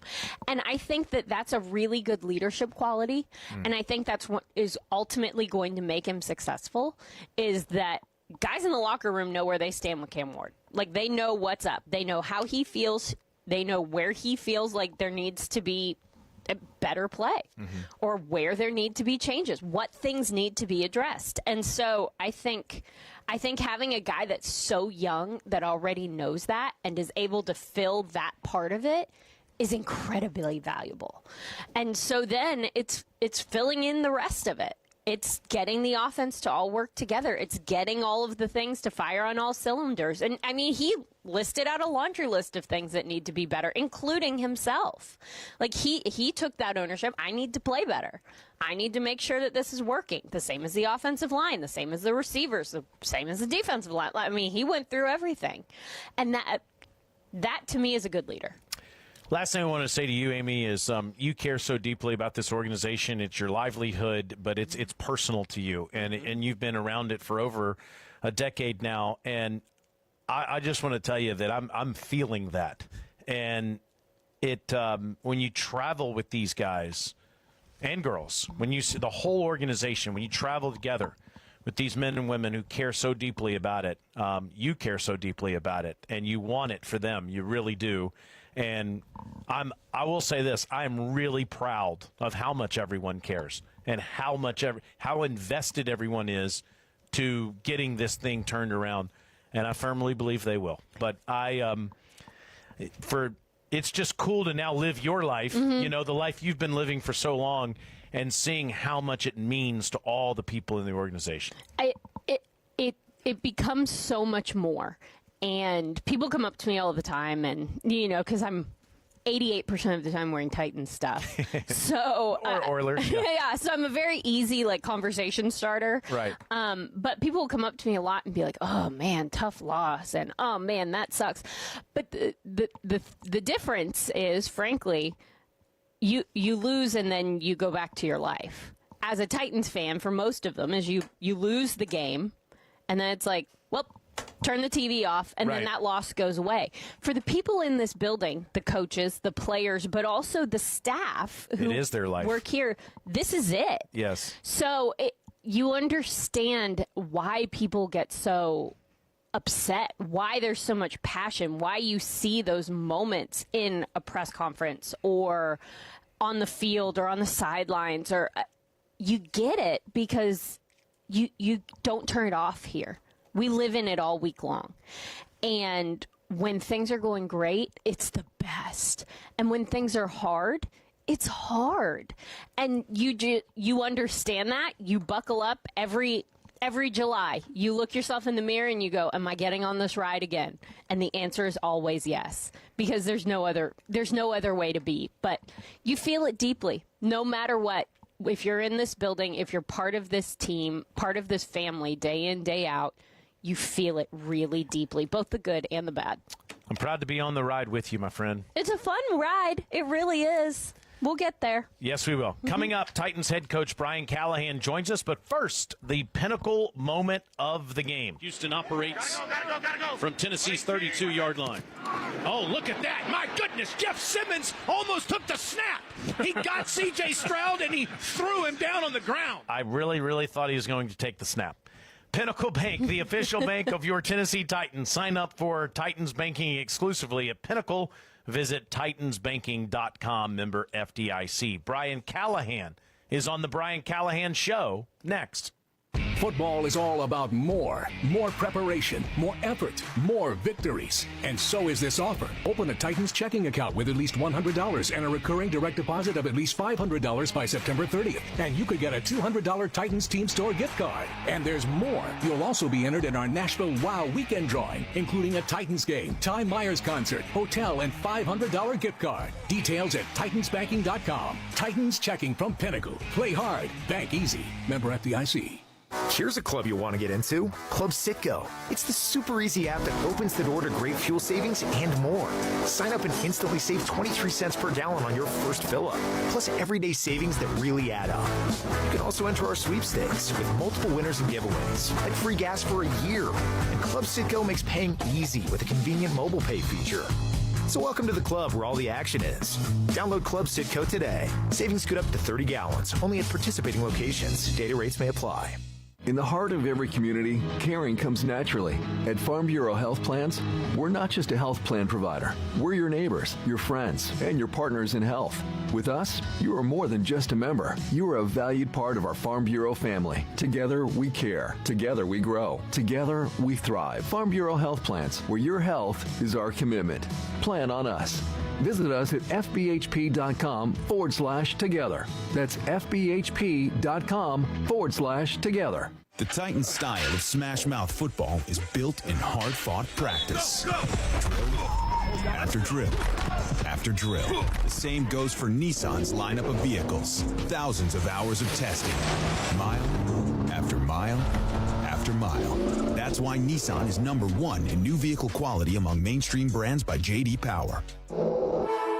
For J.D. Power 2025 U.S. Initial Quality Study Award information, visit jdpower.com/awards. Awards based on 2025 model year. The Brian Callahan Show, presented by Farm Bureau Health Plans, where Monday means Titans talk. More of tonight's show is just around the corner. This is Titans Radio. Score a touchdown with great savings this September at Mountain View Nissan of Cleveland. Plus 0% APR on 2025 Murano, Rogue, or Pathfinder for 60 months. And Nissan offers $1,750 cash back on the 2025 Rogue or $1,000 cash back on the 2025 Pathfinder. Want to trade in your old car? Nissan is giving up to $7,000 over book value when you trade. And they will buy your car even if you don't buy theirs. Shop in person on Exit 20 off of I-75 or visit Cleveland-Nissan.com. Payments per month for 75 months. Does not include tax, tag, title, or dealer doc fee. Must finance through the dealer. Subject to credit approval and pick from new dealer stock. Today's Game Break brought to you by Alon Planning Partners. Now's the time to create a winning game plan for your financial future. Call us today at 423-315-1441. Investment advisory services offered through Foundations Investment Advisors, LLC, an SEC-registered investment advisor. Bradley Concrete and Lamcon Ready Mix is a family-owned business and has been serving Cleveland for 40 years. They work with customers large and small. Call Bradley Concrete at 423-479-4541 or visit lamcon.us to find out more. This is Dr. Brian Beard with the Center for Cosmetic Dentistry. Have you been told you don't have enough bone for dental implants?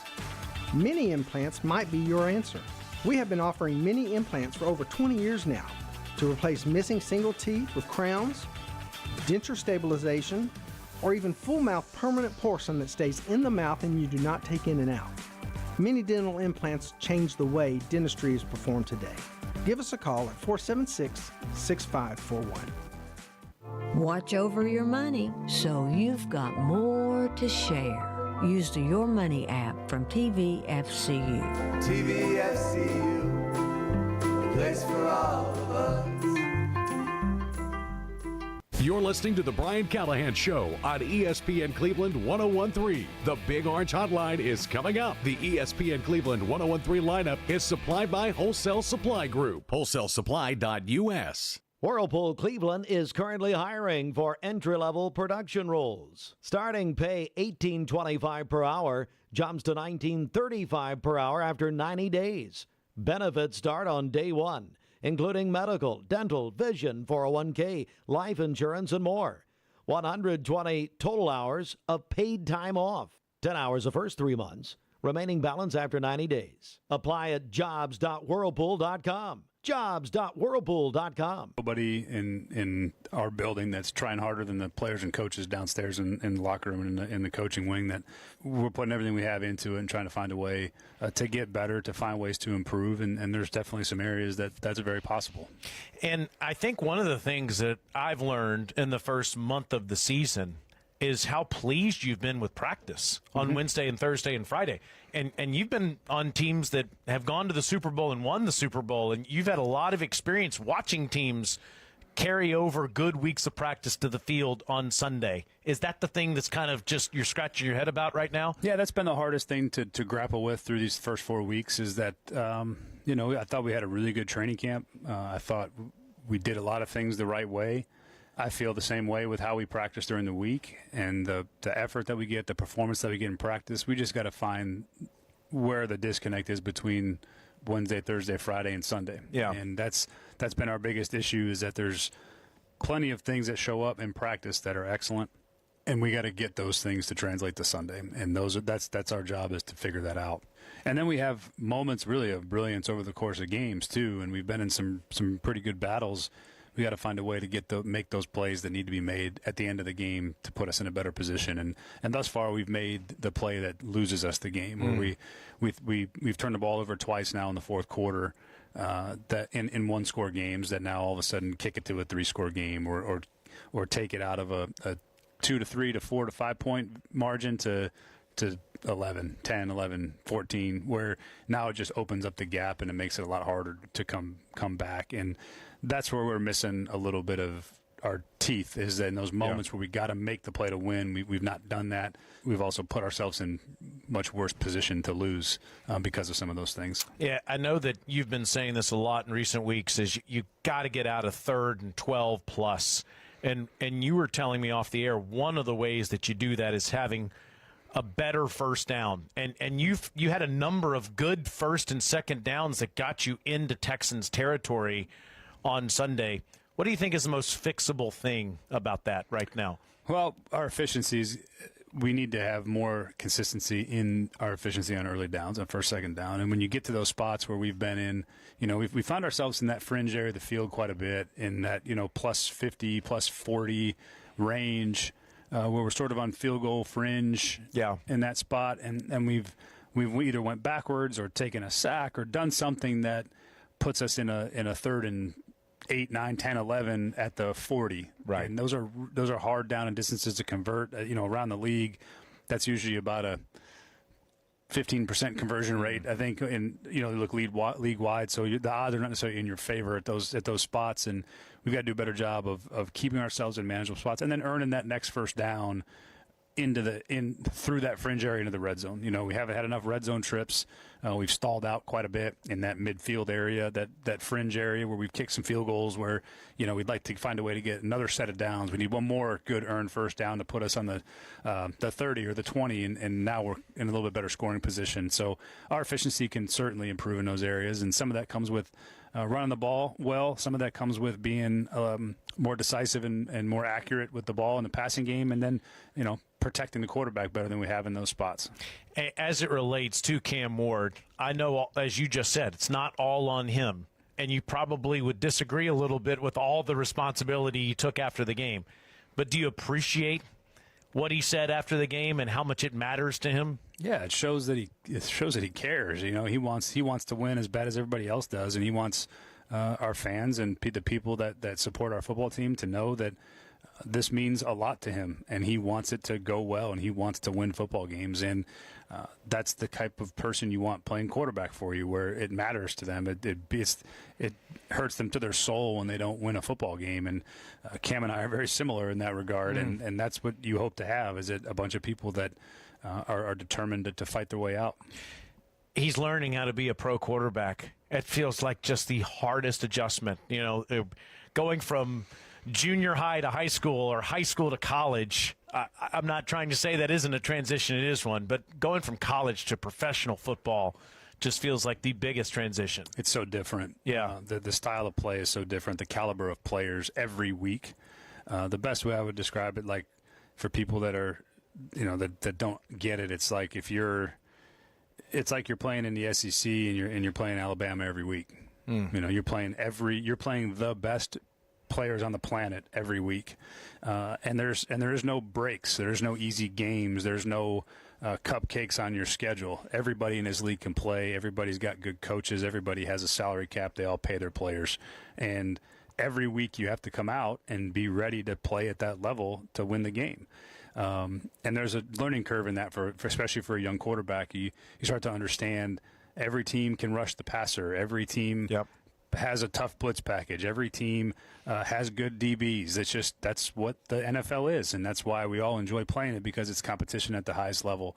But there is a learning curve for young quarterbacks and understanding how to play quarterback at this level. And the biggest thing that Cam's learning right now too is that he doesn't, the ground hurts and these hits hurt, and you're trying to figure out, how do I play faster, quicker, better, so I can eliminate 1, sacks, and then 2, just keep the offense moving so we don't end up taking shots that we don't need to take.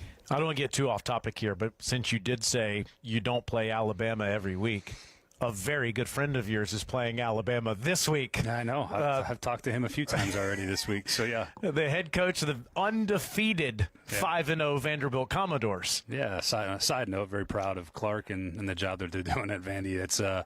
He's an outstanding football coach, even better person, and he's a confidant of mine and someone that I lean on for a lot of different things in the head coaching realm. I can tell you it goes both ways, too. I called his game last week on television, and he spent a lot of time talking about you and how much he believes in you. So I know that's that. Thanks, Clark. I know that's a friendship that means a great deal to you. Coach, how do you acknowledge where we're at right now as an organization and concentrate on how to improve? That's the only thing we think about. We know we are what our record says we are. We're 0-4. We have not played up to our capability. We have not played a good enough brand of football that people want to come support and see, and we're fighting like crazy to get ourselves out of this hole that we're in. But I will say that I love the way our team approaches it, and we got a bunch of guys that are willing to do that. And all we got to do is get one. That's really where we're at. You can't win 3 games in 1 week. You got to get one. And we got to be laser focused on going to Arizona and playing good football in Arizona and try to pick up a win against a good competitive Arizona team. And I think that's our only focus. That's the only thing we can think about is how do we best do that this week, and what do we have to do better from the week before.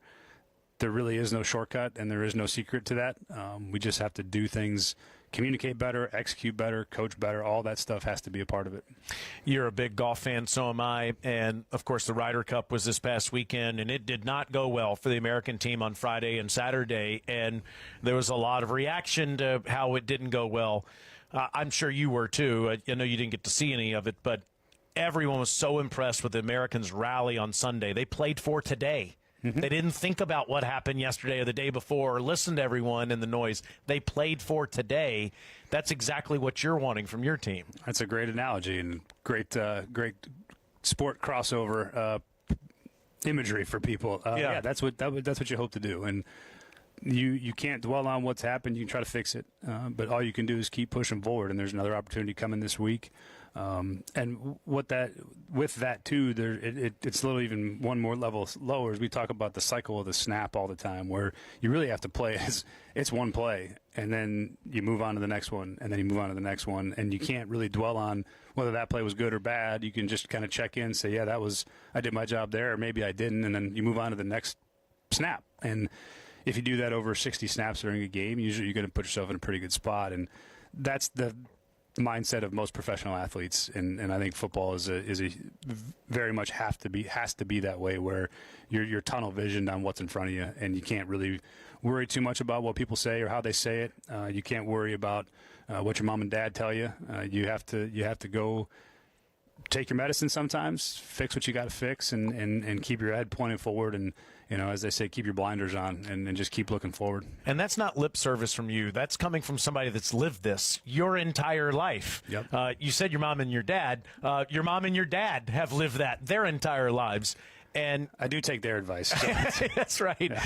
You're in a little different situation, though, being in the football business as much as the Callahans always have been. Can you just describe to everybody that's listening, given your own experiences, of what it feels like when it does turn? It's the most rewarding feeling you can have as a coach, and that's when you get a player to the point where they break through on maybe something that you've been trying to get them to do or work on, and then all of a sudden it shows up in a big moment. But that feeling of the work that it takes to get to this point and to get to the breakthrough, I've been a part of it a few different times, and it's tremendously rewarding to see the work come to fruition and validate the process and how you do things. And it's not easy. I mean, look, we won 6 games in 2 years in Cincinnati. I mean, we were 6-24, I think, in 2 seasons. So I know what this. I've lived this. I've gone down this road before. I understand what it feels like, and let me tell you, it is not very fun. But when you just sort of stick at it and you keep hammering on the things that you need to get better at, and those moments come, and you break through and you win the game, and you win 2 or 3 or 4, and then all of a sudden you look up, you got a pretty good team. That's what's the most. That's what makes coaching fun. That's why we do it. Is for those types of moments and those challenges to see if we can't get it to break through. And trust me, we're down there swinging our swords about as hard and as fast as you can swing them to try to get ourselves to that spot. After 6-24, I just want to make sure everybody understands this. The team became a championship level team, and the Cincinnati Bengals, as when you were the offensive coordinator, went to the Super Bowl. So you've lived this before. This weekend you play the Arizona Cardinals, Coach. I've heard a lot of people say you got to keep Kyler Murray in the pocket, keep him between the tackles. Yep. How true is that? It is. He's a dynamic playmaker. You know, he's got a great ability to create outside of structure and make plays with his feet and make throws on the move. And you know, he's not the biggest stature quarterback, and so he does excel when he's outside of the structure. And you want to try to keep him in it as much as possible. That's a lot easier said than done. He tends to do that to a lot of people.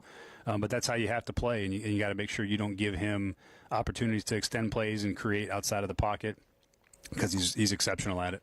Yeah, and there's no doubt he is, and of course that's a really good offense, and I know you have a lot of respect for their play caller and their coaching staff. What about their defense, Coach?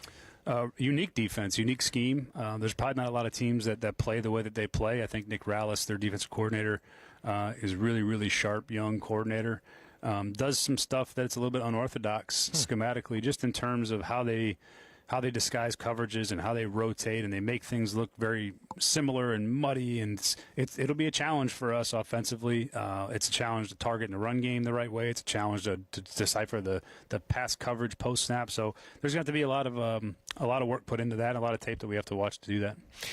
The biggest challenge for you these next few days, Coach, Wednesday, Thursday, Friday, before you fly to Arizona, what will your message be to your team?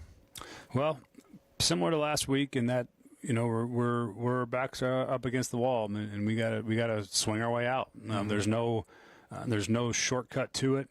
There's nothing that's gonna just jumpstart us other than us doing the things that we need to do to win. And how we prepare, the way we practice, we got to get it to carry over to the games.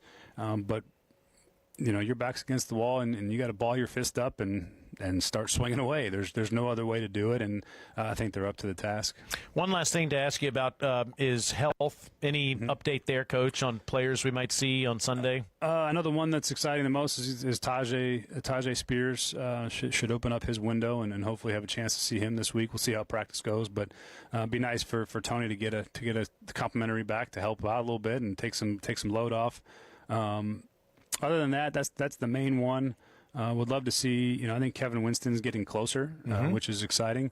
So hopefully see his workload increase this week and see how that responds. And then, you know, we'll see on JC. It'd be great to get JC back this week, but that remains to be seen. Kevin Winston, third-round draft pick. I know everybody's really high on him and would love to see him make his debut very soon. JC Latham, the right tackle that we haven't seen in a couple of weeks, but that's great news about the possibility of seeing Tajay back there and complimenting Tony Pollard, because he has just run so hard so far this year. Yeah, he's been a huge bright spot for us offensively, probably our most consistent performer, and really has run with some authority for his stature and run really hard. That's been something that we've needed, and he plays with. You know, he plays the way we need him to play, and the type of person that he shows up in his play style. Pollard Spears, 1-2 punch. Love to see it. Would love to see it. Coach, thank you so much, as always, for your time. Look forward to the trip out to Arizona. Great. All right. Thank you.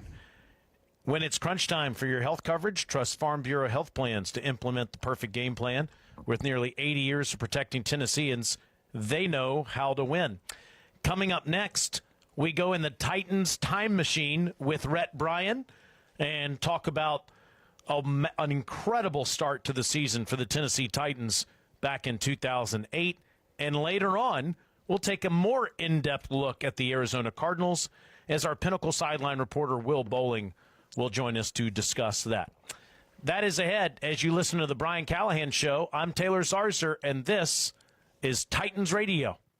I'm Ultima Morgan of Morgan & Morgan. Every time one of my children started driving, it was terrifying. I am quite aware of the dangers being on the road. Thousands of accidents happen across the country. We see it every day. These families' lives will be changed in an instant. We fight for these families as if they were our own. We've become America's largest injury law firm by winning cases just like these. If you've been injured in a car accident, call us. Injured? Dial pound law or visit forthepeople.com for an office near you. At Farm Bureau Insurance of Tennessee, we've called this state home for generations, which means we've been helping folks protect what matters most for over 75 years.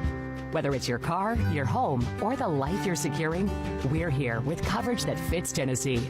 So if you're new to the area or just new to us, we're here with service that makes you feel right at home. Farm Bureau Insurance of Tennessee. Tennessee Insurance for Tennessee life. Get a quote from us today at FBITN.com. Football is all about more preparation, more effort, more victories. And so is this offer. Open a Titans checking account with at least $100 and a recurring direct deposit of at least $500 by September 30th. And you could get a $200 Titans Team Store gift card. And there's more. You'll also be entered in our Nashville Wow Weekend drawing, including a Titans game, Ty Myers concert, hotel, and $500 gift card. Details at TitansBanking.com. Titans checking from Pinnacle. Play hard, bank easy. Member FDIC. In the heart of every community, caring comes naturally. At Farm Bureau Health Plans, we're not just a health plan provider. We're your neighbors, your friends, and your partners in health. With us, you are more than just a member. You are a valued part of our Farm Bureau family. Together, we care. Together, we grow. Together, we thrive. Farm Bureau Health Plans, where your health is our commitment. Plan on us. Visit us at fbhp.com/together. That's fbhp.com/together. From the final whistle to the next kickoff, this is your first look ahead with the Brian Callahan Show, presented by Farm Bureau Health Plans. Don't go anywhere. This is Titans Radio. Hey guys, Joey Abdullah, used car manager at Toyota Cleveland, and we're very excited to talk about all of our spring savings. We have over 150 plus used cars on the lot ready to rock and roll, including starting at just $5,000 and up to $3,000 rebates on all of our new 2025 Toyota Tundras. Buy 3, get 1 for $1. That's right, tires, tires, tires. Tires at Toyota Cleveland. Buy 3 tires and get the 4th for $1. That's right, the 4th tire for just $1. All tire purchases come with free tire pressure checks at any time, free rotations every 5,000 miles, and a 2-year road hazard, which covers any damage to the tire and will cover a full replacement. Toyota Cleveland is where you shop for new tires. Toyota Cleveland, off exit 20 off I-75. From the job site to the showroom, Wholesale Supply has the top brands you trust at the prices that work for your bottom line. With over 30 locations across the Southeast and over 75 years of service, no one supports contractors and communities like we do. Wholesale Supply, built to supply, trusted to deliver. Changing seasons, new schedules, new routines. At the YMCA, every day is a chance to start again, to reset your rhythm, to rebuild your strength, to return to what makes you feel like yourself again. Whether you're picking up where you left off or starting fresh, there's a place for you at the Y. Right now, you can join the YMCA with $0 join fee all September long, because it's never too late to take the first step. Again, begin again at the Y. Visit clevelandtnymca.org for details. Do you have too much stuff? Most of us do. It's time to call All Safe Storage. All Safe Storage has 5 locations serving Cleveland and Bradley County. Founded by Ed Brown over 35 years ago. Get your first month free at All Safe Storage. Call 479-6377. First month free, 479-6377.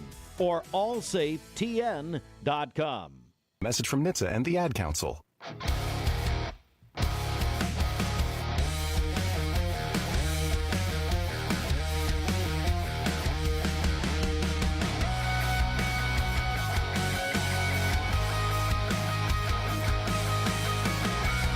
time for Titans Time Machine with my good friend Rhett Bryan. I am Taylor Zarzer, and let's go back to some of the happiest times in Titans history, back to 2008. On yesterday's date, September 28th, 2008, a 30-17 victory over the Minnesota Vikings at Nissan Stadium gave the Titans 4 consecutive wins to open the season for the first time in franchise history. Of course, the Titans and the Freak, Javon Curse, would start the season 10-0 that year. But we are remembering at least what happened in here today. But, Mr. Bryan, you are welcome to go through all of those victories if you'd like. Well, here's something, and we'll get to the background before they were 4-0 at the end of this day that in 2008 against the Vikings. But the Titans' defense had been built up to that point. They drafted Cortland Finnegan out of Samford with a late pick, and Vincent Fuller they'd taken out of Virginia Tech, and Chris Hope they brought in as a veteran to try to bolster kind of what the Titans are doing right now. But they had a front four that was ridiculous, because you're talking Albert Haynesworth, you're talking Kyle Vanden Bosch, you're talking Tony Brown from Chattanooga, Tennessee. I mean, they had some stuff working at all three levels. And, of course, the Mr. Monday Night, Keith Bulluck in the middle level of that defense. But Minnesota had 4 turnovers in that game. So there's a big reason why you look at the 30-17 final score, because you look at the normal numbers you would look at. Kerry Collins, 18 of 35, 199 yards. Did not throw a touchdown, did not throw a pick. So somewhat pedestrian numbers there. Chris Johnson, who is maybe the most electric Tennessee Titan in history for being able to run it to the house at any time. 17 carries, 61 yards, 2 touchdowns. Lindell White had one that day himself.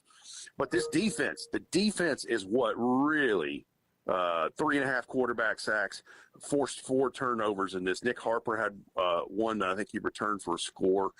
And you're right. They went to 4-0. That would lead to 10-0 start. And in fact, our good friend and the head coach of Titans Radio, Dave McGinnis, was on that coaching staff. And that is where the season in 2008 really started to pay dividends in what had been a hard rebuild before. Because in 2005, they had a salary cap purge, and Steve McNair is gone, Eddie George is gone, Samari Rolle is gone. A lot of the players from those Gen 1 Titans, as I called them, have been purged from the salary cap, and they had to start over. Keith Bulluck basically left by himself, and they bring in Kevin Mawai on the offensive line, Nick Harper, David Thornton, a trusted veteran linebacker, because they needed some veteran stability on that team because it was so young. Sounds familiar, right? Well, that is just exactly what was happening in the seasons prior to the 2008 year. 2008, boy, it was a lot of fun. 13-3 final regular season record in that. And I'm glad that you brought this up as an example, because if you're looking at architecture, here's an example of what it can be like when things start clicking and falling into place. Yeah, and I have every belief that you and I are going to go through a period of the Titans when they go through a great winning streak throughout the majority of the season. But for those that are listening that moved here recently, and I know there are a lot of you, like me, who have gotten here in the last few years as this population has exploded here in Nashville. Rhett, tell everybody what 10-0 feels like. Now, you just said 13-3, home field advantage throughout the playoffs. But to win the first 10 games, like on a daily basis, what does that feel like in Nashville? Well, first of all, the old adage where it takes care of about 99% of things, that really is true. And the confidence, first of all, everybody is having fun. Like, the things you're describing we're going to do in days and weeks and games to come, when it happens, it's going to be so fun to call. It's going to be so much fun for this fan base to celebrate and enjoy. But there's a level of confidence that comes with that. When you go, it's like, okay, they're 4-0. This could be something good. By the time they're 6-0, 7-0, 8-0, then you get to 10-0, you're like, I feel like they could beat the world. And Keith Bullock, that was the group he had called the Tennessee Tyrants. And yeah, you're right. Javon Curse came back for his second tour of duty after going to Philadelphia to play with Donovan McNabb and the Eagles for a few years. These guys were just disruptive as all get out on defense. Albert Haynesworth, very much like what we saw at NRG Stadium yesterday with Jeffrey Simmons, a absolute game changer disruptor in the middle of the defensive line. That quarterback sack he had yesterday, I think Next Gen Stats had it as one of the quickest this season at just a tick over 2 seconds. I thought he was going to take the snap. I thought he was unbelievable. that fast. Yeah, it was wild watching that. Well, thank you for going down memory lane with us, as you always do on Titans Time Machine. Rhett, I hope that you fast this week, since we're going back to the house that Coach Mack built, and really to the area that means so much to him in the desert on Sunday. So prepare accordingly. Get that appetite ready. Intermittent fasting engaged. Looking forward to being with you there on Titans Radio on Sunday, Rhett. Thank you, sir. Absolutely. Yes. All right. Will Bowling is going to give us a preview of the Cardinals coming up next on the Brian Callahan Show. The Titans style of smash mouth is built in hard-fought practice. After drill, after drill. The same goes for Nissan's lineup of vehicles. Thousands of hours of testing. Mile after mile after mile.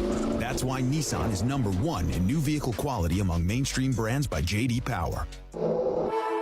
For J.D. Power 2025 U.S. Initial Quality Study Award information, visit jdpower.com/awards. Awards based on 2025 model year. A.O. Smith is your local Middle Tennessee water heating and water filtration expert. They enjoy getting involved with local community events such as Titans football, and nationally is the presenting sponsor of the prestigious Johnny Unitas Golden Arm Award every year. Most importantly, A.O. Smith takes pride in always being there for your needs at your home or business. When you need a water heater or water filter, think A.O. Smith and contact us today. To find a local professional installer, visit hotwater.com. That's hotwater.com.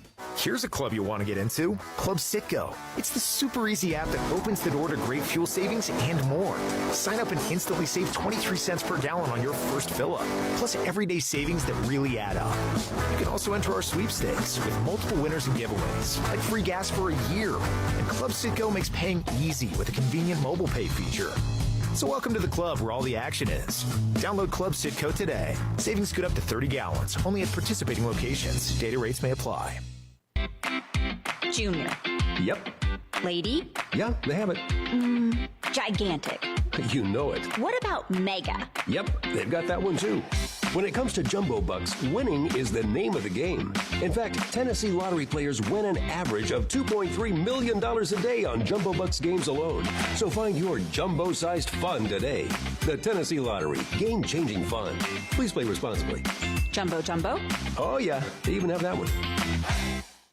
News, notes, and the head coach himself. The Brian Callahan Show, presented by Farm Bureau Health Plans, continues in 2 minutes. This is Titans Radio. Now at Hardees, 2 hand-breaded chicken tender wraps are only $5. Mix and match your favorite flavors like buttermilk ranch, honey mustard, and spicy. Endless combinations start with 2 warm tortillas, each filled with 100% white meat, juicy on the inside, crispy on the outside, hand-breaded chicken tenders. Any 2 wraps, now just $5. Hardees, goodness in the making. These items only. Price and participation may vary. Tax not included. Visit restaurant for details. You're listening to Titans Tonight on ESPN Cleveland 101.3. Vol Calls is coming up. The ESPN Cleveland 101.3 lineup is supplied by Wholesale Supply Group. WholesaleSupply.us.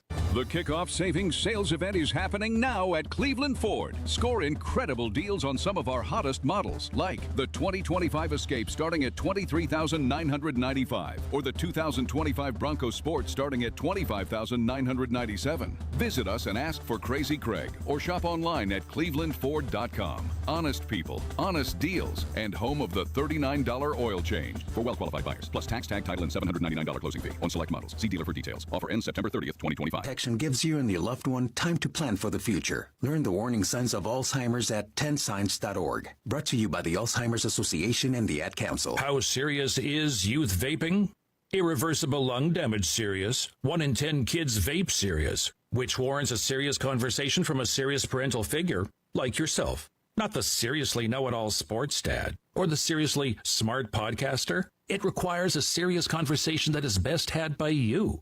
No, seriously, the best person to talk to your child about vaping is you. To start the conversation, visit talkaboutvaping.org. Brought to you by the American Lung Association and the Ad Council.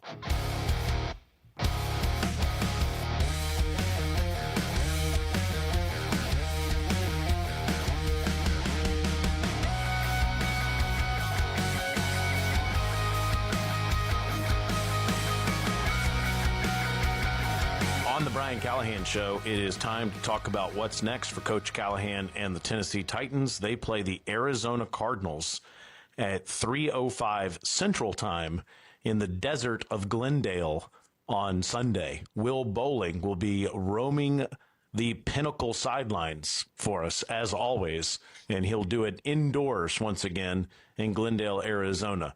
The real field temperature might be over 100 degrees outside, Will, but we don't have to worry about that indoors. Thankfully, the house that Coach Mack built, we can already give the forecast, Taylor. 67 degrees and sunny. It'll be great to be in there without the elements outside getting to us.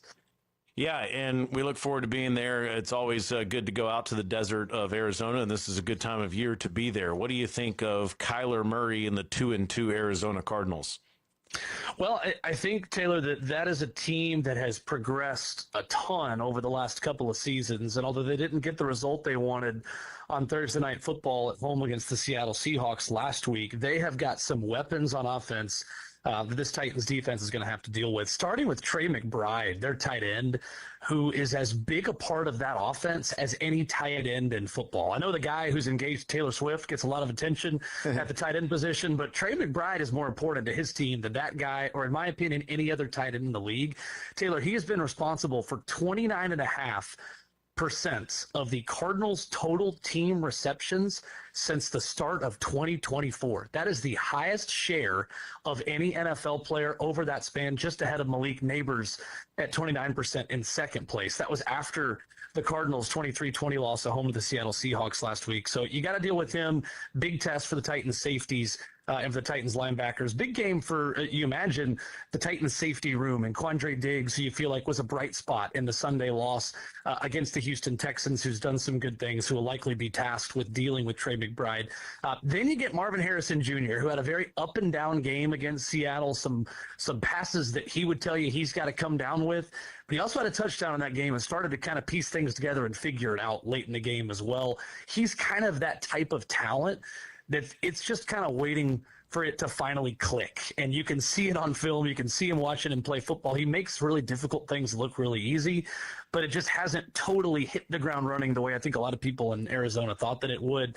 You don't want that to happen against you and against this secondary for the first time, and for him to kind of have that get right, figure it out game. So big test in stopping those two pass catchers for sure. I think you got to start there when talking about this Cardinals team. These are just Will Bowling and Taylor Zarzer's feelings. We had Coach Callahan's feelings earlier in the game. I would argue Denver has a really good defense, still trying to figure it out offensively. I would argue the Colts have been exceptional, at least the first few weeks. They were exceptional on offense.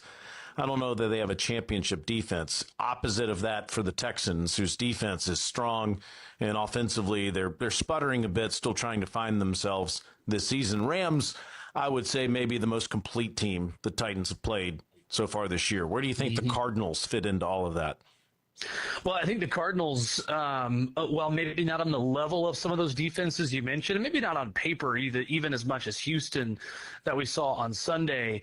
They still have two guys that can get after the passer, and the theme has been guys through the middle, like DeForest Buckner, like Grover Stewart we saw in Indy, like the guys we saw out there in Denver, and Zach Allen, who rushes from the interior. Calais Campbell has made a career out of doing that, and at 39 years of age, he's got 3 sacks in the first 4 games, 4 tackles for loss, 6 quarterback hits. He has been excellent. He is the ageless wonder in the interior of that defense.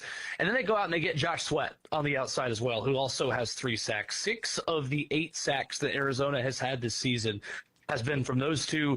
Darius Robinson is another excellent young player, their first-round pick in 2024 out of Missouri, who I know you saw in covering the SEC for the SEC Network. So that's another young, developing edge rusher who's starting to come into his own a little bit.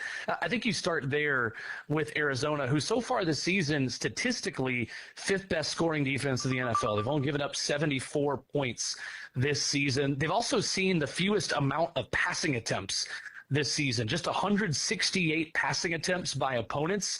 They are 8th against the run, so only giving up 4 yards per attempt in that metric. So hard to really pinpoint one big weakness, Taylor, because of how good this Cardinals defense is up front. And of course, as we know, on the road with a defense that can time up your snap count and silent count, it gets even more difficult to protect your passers. So big challenge again. I sound like a broken record, but Taylor, unfortunately, the Titans have faced some really talented defenses to start the season, and up front, this is another one. Over 100 degrees in the days leading up to this game out there in the desert of Arizona. And again, like you said, that does not matter because the temperature will be in the mid-60s indoors in Glendale, Arizona on Sunday. I know you just had a remarkable meal in Houston with Coach Mack. I don't know what you're in store for in the house that Coach Mack built, in the area that Coach Mack loves so well out in the desert of Arizona. But I know that you will eat well on Saturday night.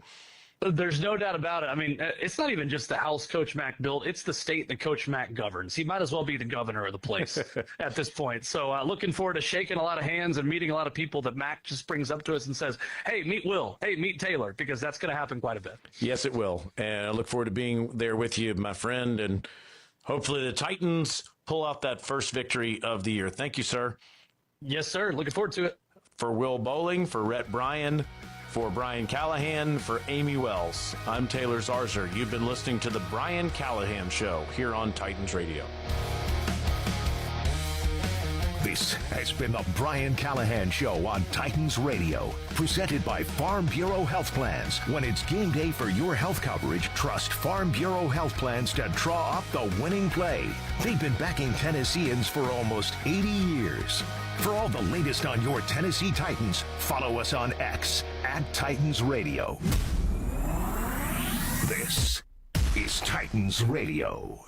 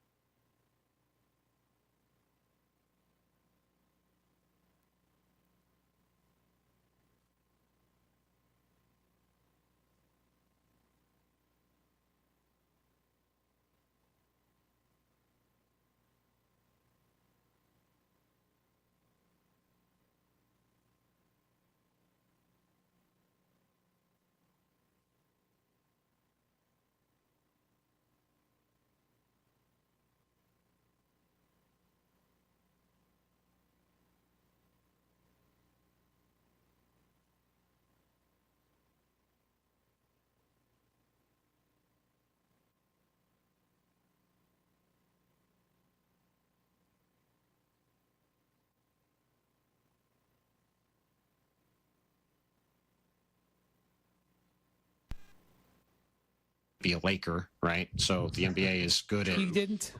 I did not. I would not have guessed that one or predicted it. So the NBA is good at throwing his curveballs, but like you said, I think the best way to think about it is, generally going into we usually run it now around the start of the season. It's to try to assess where the league is at across the board, and there's 5 different categories: players, which is obviously what talent you have on your roster; draft, which is again pretty obviously draft assets; market, where you play; money, which is what your salary sheet looks like going forward, whether you're going to have cap space or whether you're going to be deep into the second apron; and management, which accounts for coaching staff, front office, and ownership. And we rank all of them from 0 to 100 and average them out and put our averages together, and we get the list that we have. Okay. So, by the way, last year you ranked the Thunder number 1. Nice job. Really went out on a limb on that one. By the way, well, hey, listen.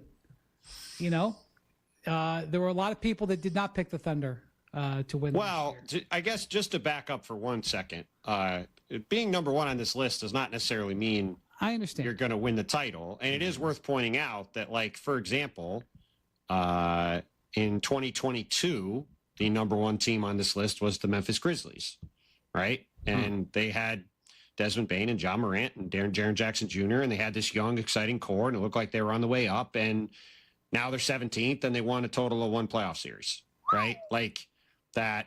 That's sort of the way these things can go. Like, the Thunder are now first a couple years in a row. It looks like they could be first for a long time, but it's hard to know for sure where things are going to go from here. That's why it's trying to look at the next 3 years and how teams are positioned. But just because you're positioned well doesn't mean you'll always have it end well. Right, which is why when I got about 15 years in the league, I ruled off making predictions because I knew how. That is not wise, because of the backlash. We're not letting you get off the hook. That's right. That is exactly why. All right. So the biggest mover on this list year over year, both up or down. Bontemps, I think it has to be the headline where we start. And I didn't want to talk about this team because we just talked about this team. Yes. Twisted his arm. The biggest mover on this list, jumping up 20 spots or 15 spots from last year. Yes. Going from number 20 last year to number 5 this year. Please explain why you have the LA Clippers making the biggest move and to 5th overall. Obviously, they had a very good year last year, better than expected. But this one made me stop. Well, yeah. And I will say in full transparency, we voted on this a couple of weeks ago. However, I would also say that as of this moment, nothing has changed with the Clippers' future. And if we're running this story now, we have to sort of operate under the set of facts we have, which is that nothing has happened to the Clippers yet. And obviously the Clippers have traded away a bunch of their future draft picks as of now, and certainly their draft pick situation could get worse if there's some penalties that come from this situation. But they're a top 5 market, obviously, team in the league, being in LA. Even if they're not the number 1 New York LA team, they're certainly a place that people want to play now. And LA is a place where guys have always wanted to play. Mm-hmm. We had them ranked 2nd in management, which when you look at Steve Ballmer and his willingness to spend money, and has been a guy who has seemingly not gotten in the way of his front office, which with Lawrence Frank and Trent Redden and Mark Hughes and those guys has done a very good job over the past several years. Now, again, I think their process has been good in terms of building out teams. Obviously, they have not had health luck with Kawhi Leonard in particular, and Paul George to a lesser extent before that. But the biggest thing is, I think if you look at what happened from this year to last year they lose Paul George. We spent the summer going, man, they lose Paul George for nothing. Where's this team at? They're probably not going to be very good. Then they win 50 games last year. Their roster is better this year. And they have a ton of flexibility going forward, including having basically a completely clean cap sheet in 2027 to go chase whoever they want in free agency. So they're a top 5 money team. Now, again, all this is with the caveat that we will see what happens with this investigation. But, you know, in the aggregate, should they maybe be a little bit lower than 5th? Maybe. Like, I think you could debate whether the Clippers or Lakers should be ahead of one or the other. The Lakers have the most important thing you could have, which is a top 5 player in Luka Doncic, who's now under contract. I think a top 5 reasonable player people entering his prime. Correct. And I think you could reasonably argue the Clippers have the advantage just about everywhere else.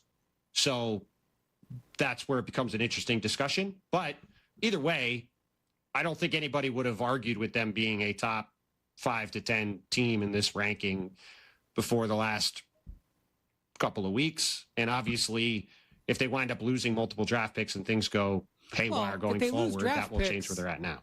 It doesn't change their next 3 years. Well, and that's they don't control their draft really the next 3 years anyway. Right. This is a 3-year snapshot, which is this is the near future power rankings, right? Not the long term. Because honestly, the long term future for the Clippers is murky. I get they're going to have a lot of flexibility in 2027, but Wendy, how do you feel about free agency being, the primary, and I would even say almost the sole way to build a contender in the modern NBA? Because they're out 26 to 29 draft first round capital, either swaps or outright.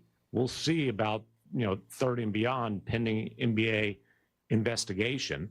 So how do you feel about free agency as the path to building a contender? Well, without getting too far afield here, who are the free agents of the last 20 years that materially changed the balance of power in the NBA, like changed who the championship? Yeah, we did this. LeBron a few times, and KD, Kevin Durant. And they took their swing on Kawhi, which obviously has not worked out to the levels that they hoped. And so many other these teams that have opened cap space to chase free agents. Well, I mean, there's more ways to spend cap space than just free agency. I would just say this. I like the Clippers at number 5, talking about the 2025-26 season. Yeah. Because I think all of this stuff around the Kawhi recruitment and whatever has clouded the fact that the Clippers like the hand that they're holding with the team that they've got right now. Now, when you're comparing, then you got to say, well, they've beaten the Thunder. Well, no one's picking them to beat the Thunder, but that's why you play the games. I'll just point out, and McMahon just heard me say this on the call that we just had preparing for NBA Today, so he's going to have heard this exact thing. They finished the season 17-4. Okay? They were ahead 2-1 in the series against the Nuggets, and they were ahead in the final minute of Game 4. I mean, they were ahead in the final 0.2 seconds of Game 4. Okay, right. So beyond that, beyond that play, like they had the opportunity to win the game, to go up 3-1. Yeah. And obviously the Thunder won the series with the Nuggets in 7. Kawhi, we went over in the last podcast, we went over his stats after the All-Star break last year. I have no idea whether he's going to be healthy. McMahon brought up in the meeting, and so you don't have to say it, Kawhi's played 42% of their games. 42% of the time you're going to have a first-team All-NBA player. What does that get you? I agree. If he plays 42% of their games this year, we ain't talking about anything. Yep. But, this ranking, I actually don't – I brought it up because it's the biggest jump and it causes, like, the biggest eyebrow raise. I don't think you're necessarily wrong, other than the fact that in 3 years – I don't know if anybody on this team will still be on. Well, exactly. I mean, it should be noted, and it's worth pointing out that it's not. It isn't like we sit there and go, hey, let's start ranking these teams from 1 to 30 and see where it lands. Right? It is an average of these things, and it's literally an average, and it's just wherever the average comes out is what the ranking is. So, yeah, like I said, I think you could easily argue the Clippers should be 10th instead of 5th. I think if you want, but the main thing is, why did they jump so much? Because a year ago, it was like, where's this team going without Paul George, and what situation are they in? And then they had a great season. They added to their roster. They have flexibility going forward. And up until the last couple of weeks, they were seen as having excellent. More Hoop Collective podcast after this.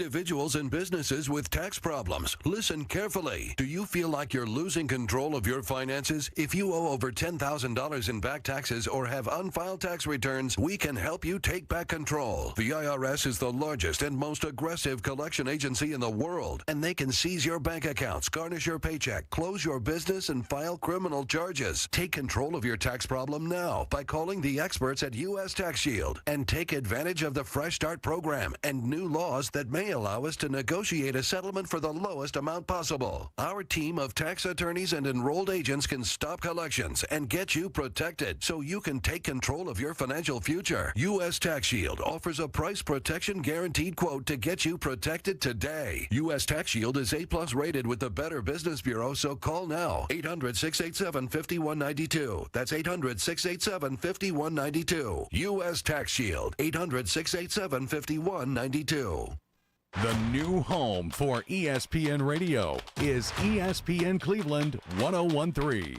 From the Alon Planning Partners Weather Center, here's your forecast on ESPN Cleveland 1013. Visit them online at alonplanning.com or give them a call at 423-315-1441.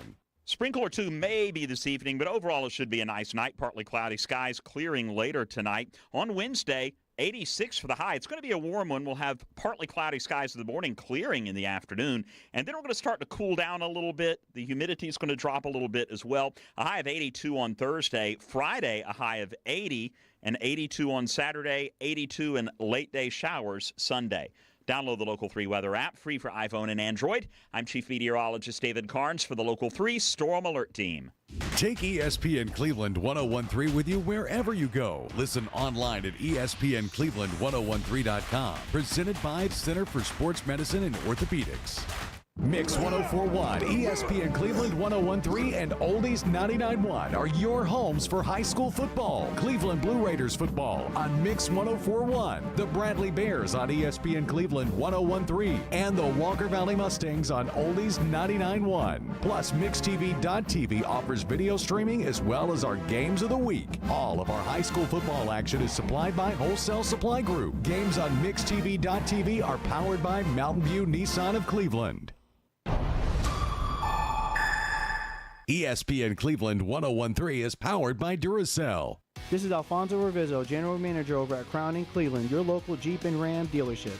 Don't miss the Paul Feinbaum Show, weekday afternoons from 2 until 5 on ESPN Cleveland 1013. Always topical, always entertaining. Paul Feinbaum on ESPN Cleveland 1013, presented by Hardees. This is Thomas Williams with Mountain View Nissan of Cleveland. Stop by today and take advantage of Bradley County's largest pre-owned inventory, or visit cleveland-nissan.com, home of the lifetime warranty. From the job site to the showroom, Wholesale Supply has the top brands you trust at the prices that work for your bottom line. With over 30 locations across the Southeast and over 75 years of service, no one supports contractors and communities like we do. Wholesale Supply, built to supply, trusted to deliver. 13 spots to number 8. That's a Luka. Yeah, sure. Adding Luka Doncic will cause your future to look a lot better. I will say this. And losing him will make it look worse. Yeah, I will say this. True. Because I don't know what's going to happen with Austin Reeves, and it's not a judgment on Austin Reeves. It's more about how Austin Reeves fits with Luka. And because we talked about earlier this week, their whole team basically is free agents after this year. I'm not sure that any of the current Lakers, other than Luka, will be there 3 years from now. It's interesting. And so really the number 8 thing is just a vote on, Luka ascending to where he, should ascend, his destiny. And let's just be honest, the Lakers have every advantage in the world in terms of. They don't have every advantage. Well, because it's not hard to convince guys, hey, do you want to play in LA for the league's most glamorous franchise? There's a pretty long track record. The Lakers have the most built-in advantages of any team in the league by a significant amount. And doesn't mean they have infinite, but they have the most. Ownership is not one of the things you consider. I don't know if it's folded into management. No, I said earlier it is folded. Yeah. Into okay. management. Well, all right. Sorry. No, it's all good. Those pockets got a lot. I don't know what kind of owners that Mark Walter and his group will be. I have a high standard that I think that they could meet.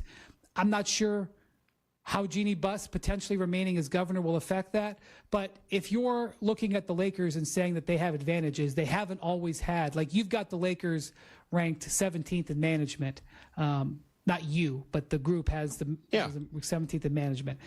It's possible that could rise. I'm surprised. I thought Bontemps would be higher on Pelinka just because they both share a love for vocabulary words. Pelinka shares a love for, telling parables. There's a vocabulary word. Yeah. Okay. Another big mover as we look at the risers here, Bontemps, the Atlanta Hawks rising from 23rd a year ago to 12th. I keep saying you. It's not you. It's Pelton and Bobby as well. I mean, you could say me. It's okay. I don't mind. I could take the attacks for those guys. So the thing about it is the Hawks have been mired in play-in land. They had that incredible run 4 years ago to get to the conference finals that was aided by injury. But look, Trae Young took it, and they have these group of young players. They made the big offseason additions: Porzingis, Nickeil Alexander-Walker. The Pelicans pick next year. So that I don't know how much that played into them being up here at number 12 in a higher ranking, Bontemps. Yeah, I mean, to foreshadow something that we generally talk about every summer that's coming next week, the offseason survey, the Hawks came up a lot in that also. And look, I mean, again, Atlanta is a lot like, again, there's a reason why they jumped up a lot. It's a lot like the Clippers, and it's a lot like the Lakers. And that if you look a year ago at where Atlanta was at, they had just made the DeJounte Murray trade, but we had not seen anything yet from Dyson Daniels. He was just an intriguing player that they got in the deal that we didn't know much about. He went on to win Most Improved Player. They go out this summer and they get Nickeil Alexander-Walker from Minnesota. They get Kristaps Porzingis from the Celtics. They have a solid season last year where their young players take steps forward. They have all their guys pretty much on good deals at this point going forward. We'll see what happens with Trae Young. They obviously make the draft pick trade with the Pelicans and give themselves arguably the best draft asset in the league right now, that unprotected swap with either the Pelicans or the Bucks in next year's draft. And they've got a good coach in Quinn Snyder. Ansi Sala running their front office has done an excellent job over the past several months. Like, Atlanta's in a very strong position and in a much different position than they were a year ago. And, the funny thing is we've been doing this thing for a long time, and they've never been in the top 10 and never been higher than they are this year. So, we'll see what happens a year from now. Maybe they end up with Darren Peterson or AJ DeBanza, or maybe the Pelicans stun everybody and are good and their young players take a step back, and we'll see. But again, this is like several of these other teams where you look at where they were last fall and you look at where they are now, and it's a pretty good day to be a Hawk. Yeah, and the Hawks have done two major things in terms of the value of their future draft over the next few years, and that is decrease the value of the picks, of the swap and the pick that they still owe San Antonio for the DeJounte Murray deal, and then get a massive boost in draft value for just the absolute highway robbery of a trade that they made on draft night with the New Orleans Pelicans. And I think the two best moves and two phenomenal moves that the Hawks have made over the last couple of years have both been with the Pelicans and with two different Pelicans front offices. But obviously, to get Dyson Daniels and a 27 pick for DeJounte Murray was a great deal for them in terms of financial flexibility, in terms of draft value, and in terms of a guy who steps right in as an all-defensive team player and as a long-term starter for them. Yeah, it's the best of the Pelicans or Bucks pick in 27. And then to move down 10 spots and get an unprotected pick from the Pelicans is honestly, Bontemps, you like to use the word malpractice. That is malpractice by the Pelicans front office. And the Hawks pounced on it. Speaking of New Orleans and Bontemps wrote up the assessment of the Pelicans, who are one of the lowest, switching to the teams that dropped the most. The Pelicans dropped 13 spots year over year. They were middle of the pack, and now they rank 29th in these rankings. Yikes. And Bontemps has this stat in here, which is a little bit depressing for Pelicans fans. These rankings have been done for 16 years with various committees, because not even I've been at ESPN for 16 years. I'm just celebrating my 16-year anniversary. Congratulations. My 16th anniversary is October 1st. 15th year anniversary is October 1st. Yeah, you're a senior writer, but I'm older and more experienced. Go on. Yeah, well, I think everybody would agree with that. Facts. Yeah. So anyway, this is the lowest spot the Pelicans. Well, it's hard to get much lower than 29th, but the point is, what you're saying here, Bontemps, is this outlook for the Pelicans is the bleakest by the assessment of this since. Yeah, I mean, look, this is also not very complicated, right? New Orleans is probably not going to be good this year. Yes, they have Jeremiah Fears. Yes, they have Derek Queen. Maybe those guys will become all-stars. Like, they are talented players. They could blow up in the future, right? Zion Williamson is obviously a huge enigma still. He could be a guy who plays 65, 70 games and makes the all-star team again. He could, once again, be a guy that misses a lot of time. I think I know what side I would bet, but, we'll see. No, you're very I think I did too. But the other thing is, like, this team, as we've talked about a lot, the West is an absolute bear, right? And if you're trying to paint the rosy picture for the Pelicans, the best argument you can make is Zion Williamson plays 70-plus games, and this team is pushing for a play-in spot. That's probably the best realistic argument you can make. So typically that would mean the Pelicans are going to have a top 10 pick in what's a really strong draft. That would be something that would really boost the future outlook of a team like this. Instead, they don't have that pick, and Atlanta has it. And so even if they are bad this year, it's hard to look at and say, man, these guys could add Darren Peterson or AJ DeBanza to Zion Williamson and these other guys, and maybe they take off. Like, that option isn't available to them. So, we'll see where it lands. Again, we talked about teams going up and down this list year to year. Things do change a lot, especially as McMahon said. It's the league has gotten shorter and shorter with time horizons over time. But if you're objectively looking at where the Pelicans are at, it is a pretty bleak place to be in the short term. And as you said, McMahon, this is really a short-term future outlook, and short-term future outlook's pretty bleak. Evan, Canty, and Michelle are unsportsmanlike. Been a part of some of the greatest teams we've ever seen in college football. Ed Orgeron joins the show. Coach, I want to ask you about how would you handle dealing with all of the turnover that we're seeing in today's college football? Hey, I'd embrace it. Now you can walk through the front door with the cash. Back then we had to walk through the back door. Unsportsmanlike. Weekday mornings starting at 6 Eastern on ESPN Radio and on ESPN.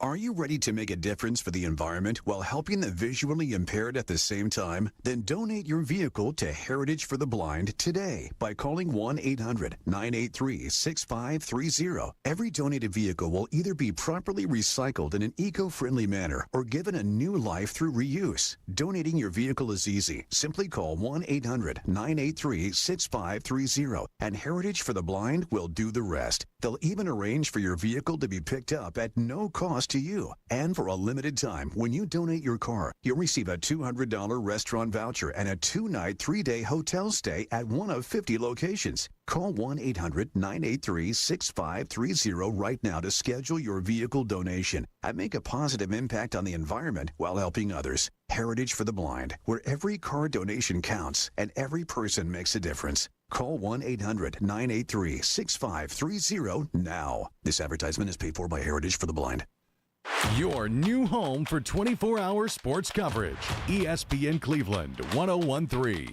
From the Alon Planning Partners Weather Center, here's your forecast on ESPN Cleveland 101.3. Visit them online at alonplanning.com or give them a call at 423-315-1441.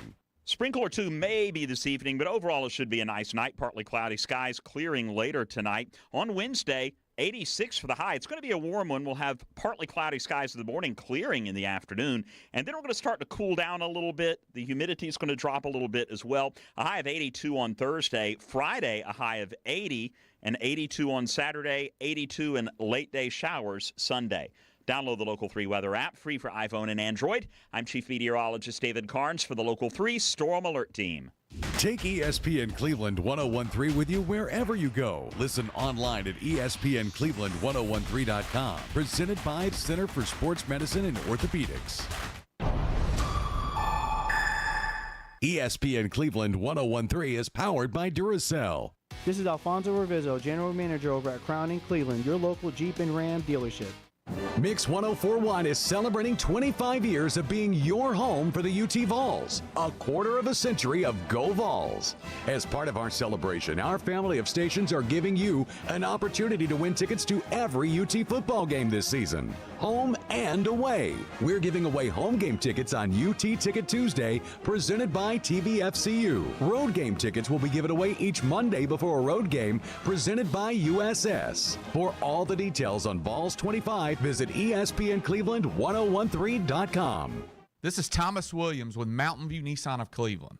Stop by today and take advantage of Bradley County's largest pre-owned inventory, or visit cleveland-nissan.com, home of the lifetime warranty. From the job site to the showroom, Wholesale Supply has the top brands you trust at the prices that work for your bottom line. With over 30 locations across the Southeast and over 75 years of service, no one supports our contractors and communities like we do. Wholesale Supply, built to supply, trusted to deliver. This is SportsCenter.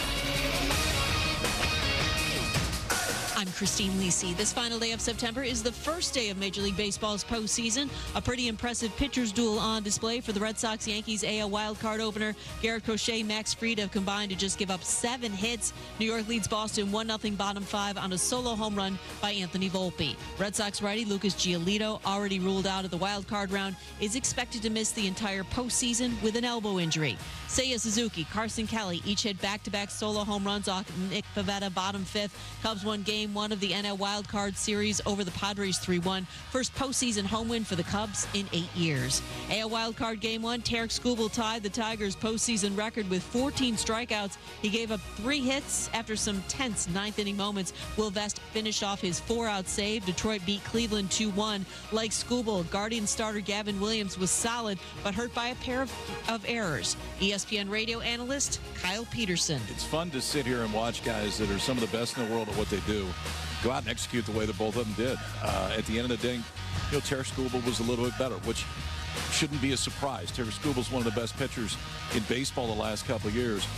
And in the end, it is a safety squeeze from Zach McKinstry that ends up being the difference as to whether or not Detroit wins this game. It was really fun to sit here and watch. NFL Agent 4 Dolphins receiver Tyreek Hill told ESPN's Adam Schefter he won't need another surgery after undergoing a major procedure today to repair his dislocated left knee and multiple torn ligaments. The agent added that Hill will indeed play next season. It's your resident Super Bowl champ, Chris Candy, coming up Wednesday. Caleb Williams has the Bears sitting at 2-2. I'll tell you, if Bears fans should be dreaming about the playoffs. It's Unsportsmanlike, weekday mornings at 6, right here on ESPN Radio, ESPN2, and ESPNU.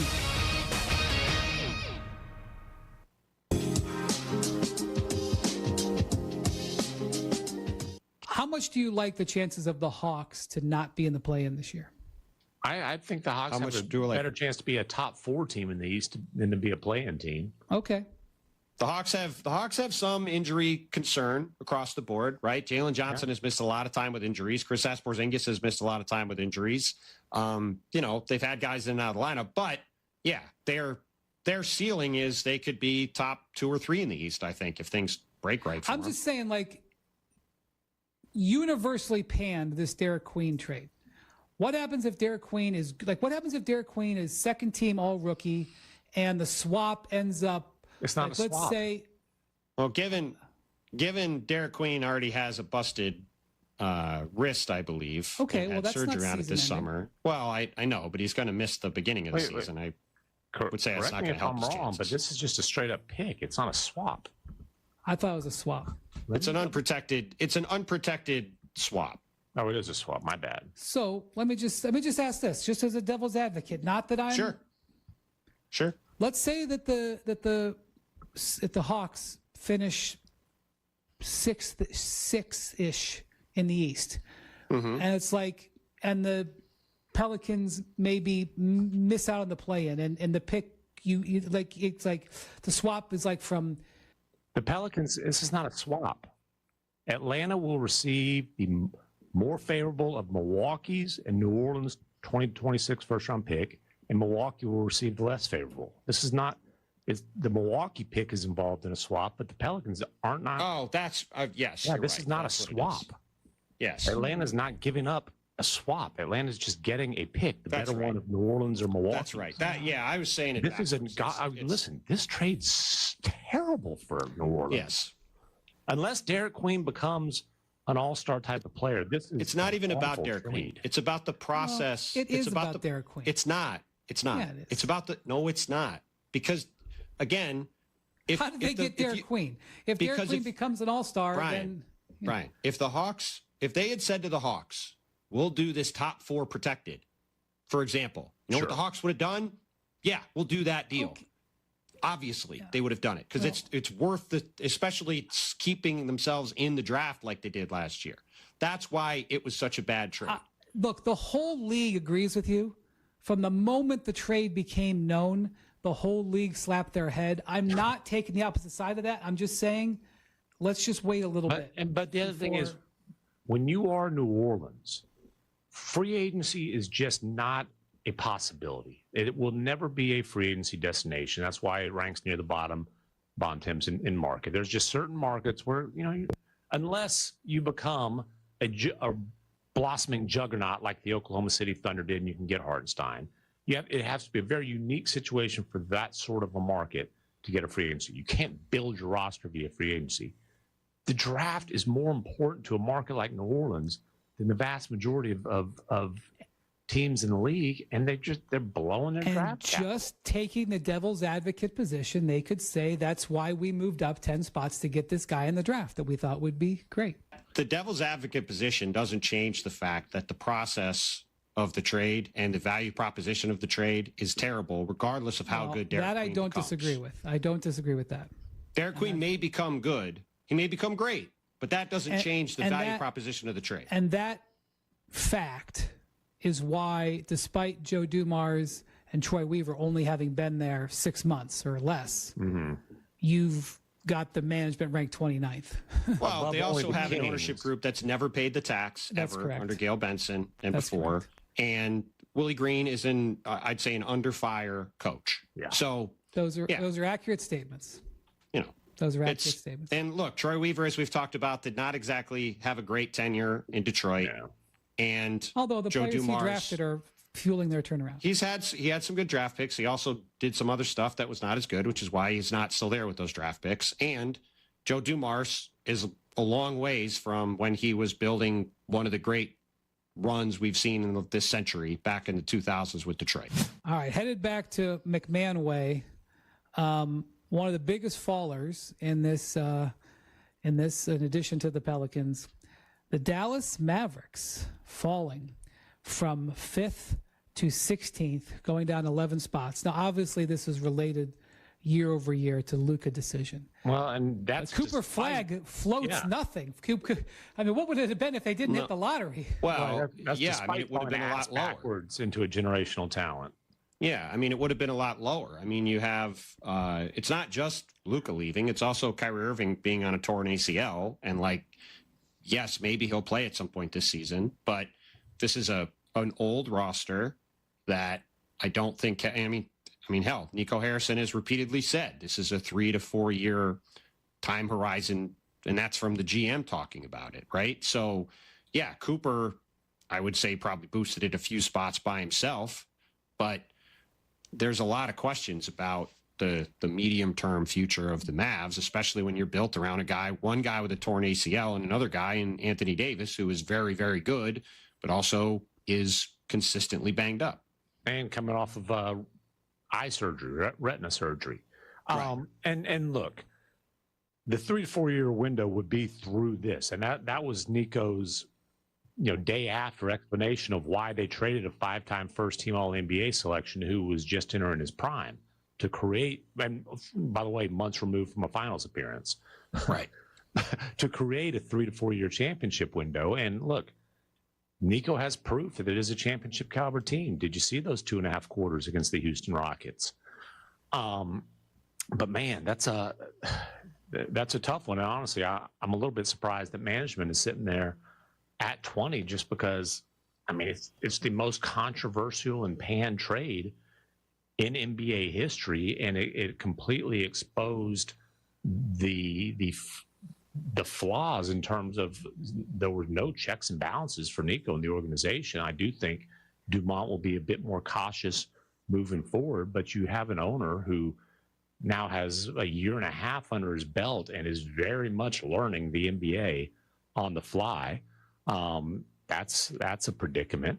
And then, it's a fascinating deal because they just got, is Cooper Flag the most hyped American prospect since LeBron? I mean, he's in the short list for sure. But building around him will be challenging because of all the draft picks you gave up to successfully build around Luka. So there's a lot going on with the Mavericks. Yeah, you were sounding the alarm that they were robbing Peter to pay Paul even before that trade.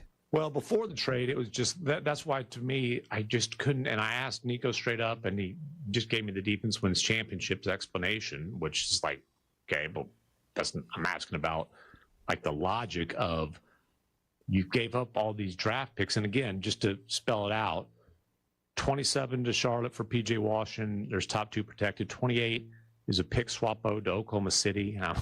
I think you can end up at the bottom of the first round there. That was to get a pick for the Gafford deal.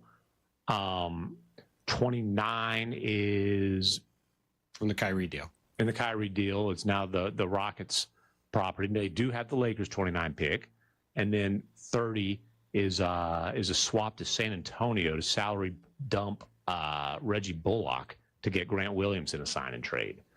So again, it's 4 years very early in Cooper Flag's career of not having control of your first round pick, that's a very narrow path in terms of trying to build a championship caliber team, as the future Hall of Famers that you have in place now are going to be in their late 30s, Anthony Davis, Kyrie Irving, Klay Thompson. And again, you look at like San Antonio, typically you get this kind of talent and you get Victor, and then you get another chomp at the apple and Stephon Castle, Rookie of the Year. And then they kind of lucked into getting another chomp at a big apple in Dylan Harper, where it's going to be Cooper Flag next year's pick. It's interesting, San Antonio, because San Antonio, and we don't have the time to talk about them really, but they were number 10 last year at the start of the season, based largely on Victor's upside.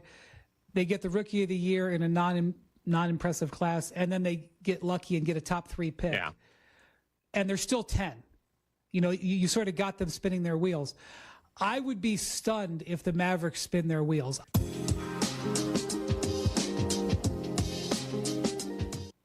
Evan, Canty, and Michelle are unsportsmanlike. Been a part of some of the greatest teams we've ever seen in college football. Ed Orgeron joins the show. Coach, I want to ask you about how would you handle dealing with all of the turnover that we're seeing in today's college football? Hey, I'd embrace it. Now you can walk through the front door with the cash. Back then we had to walk through the back door. Unsportsmanlike. Weekday mornings starting at 6 Eastern on ESPN Radio and on ESPN2. Your new home for 24-hour sports coverage. ESPN Cleveland, 1013. From the Alon Planning Partners Weather Center, here's your forecast on ESPN Cleveland 1013. Visit them online at alonplanning.com or give them a call at 423-315-1441.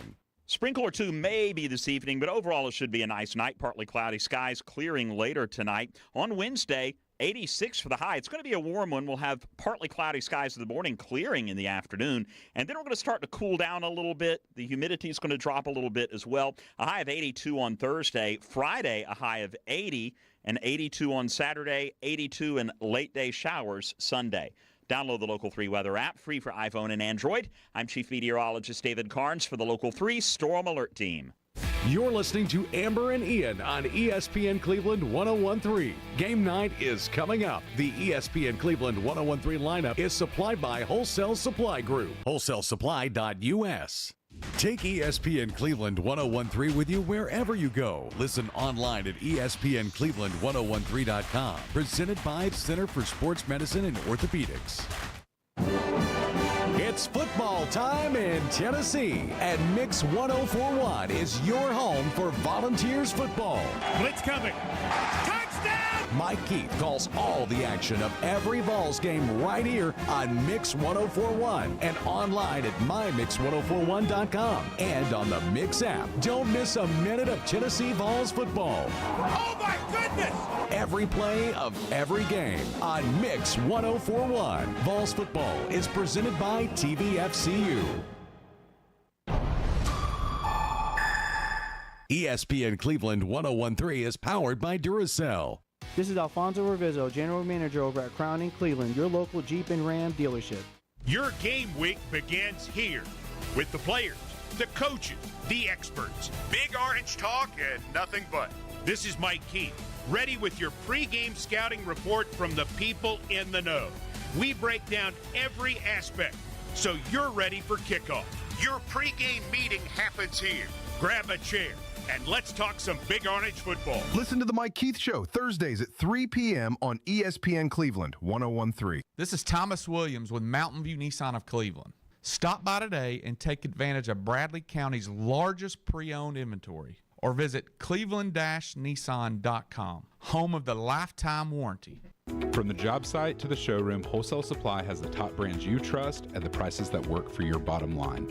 With over 30 locations across the Southeast and over 75 years of service, no one supports contractors and communities like we do. Wholesale Supply, built to supply, trusted to deliver. .org/donate.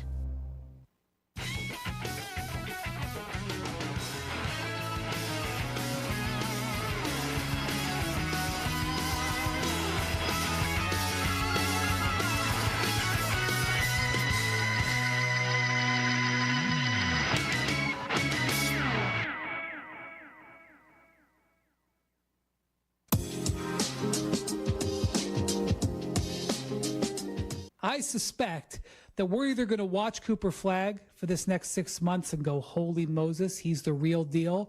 And regardless of what else is on the roster, or regardless of the pick position, that next year they're going to be a top 10 team. Or if Cooper Flagg looks like he's good but not great, they're going to be headed the other direction. I would disagree with that for two reasons. Mm-hmm. One, the draft assets are a problem for them going forward. And two, I think even if that, I think Cooper's going to be awesome, but you still have the inherent problem that they have an old roster that isn't going the right direction on the age curve. And so Cooper could, like, let's say to your point, I think Cooper's going to win Rookie of the Year. I think Cooper's going to be awesome. He's going to be a guy that I would assume, like Victor, like Luka, like these other guys, will be in contention to be an all-star as his second year in the league. Mm-hmm. But let's see how Kyrie Irving comes back from his torn ACL. Let's see where Anthony Davis is in a year. Let's see if Derek Lively can stay healthy. Let's see where Klay Thompson is at in a year. Like, this is a team with a lot of questions around them, and they could easily be around the same spot they are next year just because, again, Cooper Flagg is awesome, but there's a lot of questions around him. I think your Victor point is well taken, where Victor has more upside than anybody in the league. They have a lot of draft assets. They have some level of young talent, and they're still only 10th because of the other flaws that are around. Yeah, I don't disagree with that ranking either. Like, I almost think it's, you know how I feel about the Spurs. I love their future. I'm not so sold on their immediate future. So,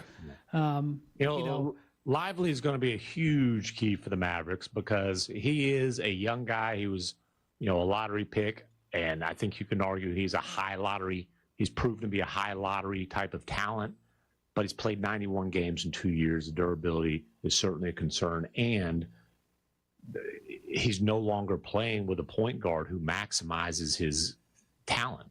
The trade for Luka took away a lot of what Lively does best.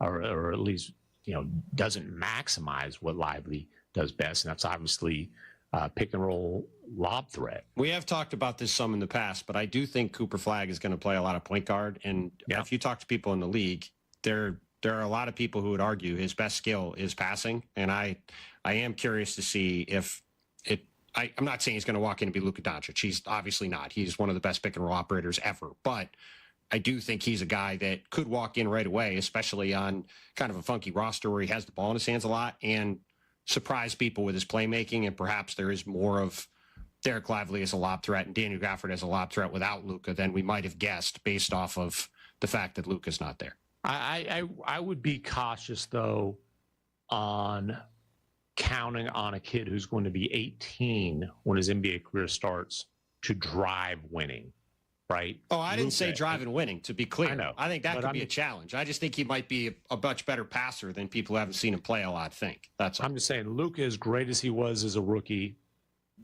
got good. 98 of 100 votes for Rookie of the Year. One of the guys who went against him was Boomer Sooner for Trae Young, totally in the bag. LeBron, as great as he was, I'm talking about like LeBron playing point guard in 2003-4 was a mess. I'm talking about the two best probably teenagers that we've seen in the NBA. By the way, there was some comparison to that because LeBron wasn't like LeBron came out of high school. Like, he obviously had the ball in his hand a lot, but it wasn't like he had a ton of reps at point guard. Yeah, right. He was just a great player. And the Cavs the Cavs point guard position was a mess. I'm not going to go into that. But they turned to him because they needed somebody to play point guard who had some skill. And they just didn't have it. They were playing Darius Miles, who was a 4 as their point guard to start the season. And so Cooper might be a 4. Like, and that, honestly, like that, this is why when we talked about the Mavs a couple weeks ago on the Southwest Division preview pod, I would take the under on 44 wins. I think it's going to be a struggle for them in this season in some respects. But I think it could also be the best thing for them and Cooper Flagg long term if you say, hey, young fella, we don't really have a better option. We're going to give you the ball, and you're going to make mistakes and turn the ball over some. But you have D'Angelo Russell. The Cavs, I'll say this, when LeBron was a rookie, the Cavs didn't have any. I mean, all respect to Kevin Ollie. D'Angelo Russell's fine, but to me, the best long-term thing for Cooper Flagg and the Mavericks is to say, hey, man, explore the studio space, play point guard, make mistakes, have the ball in your hands, make plays, read defenses, figure stuff out. Because, maybe Kyrie Irving will be back in March and this team will be a championship contending team. I think it's more likely their best chance to do that is next year, when Kyrie, in theory, is fully healthy and they have everybody under, having played a year together and Cooper's in his second year, et cetera. And you might as well expedite his development as much as possible and see if you can get there faster. And by the way, Kyrie's not a pure point either. There would be some funny irony. Right. If he's closer. He's closer. But if Cooper Flagg starts his career as a point guard, when Luka Doncic did not. Luka started his career as a small forward. Which is why that Kyrie was the perfect player to play alongside LeBron. And Luka.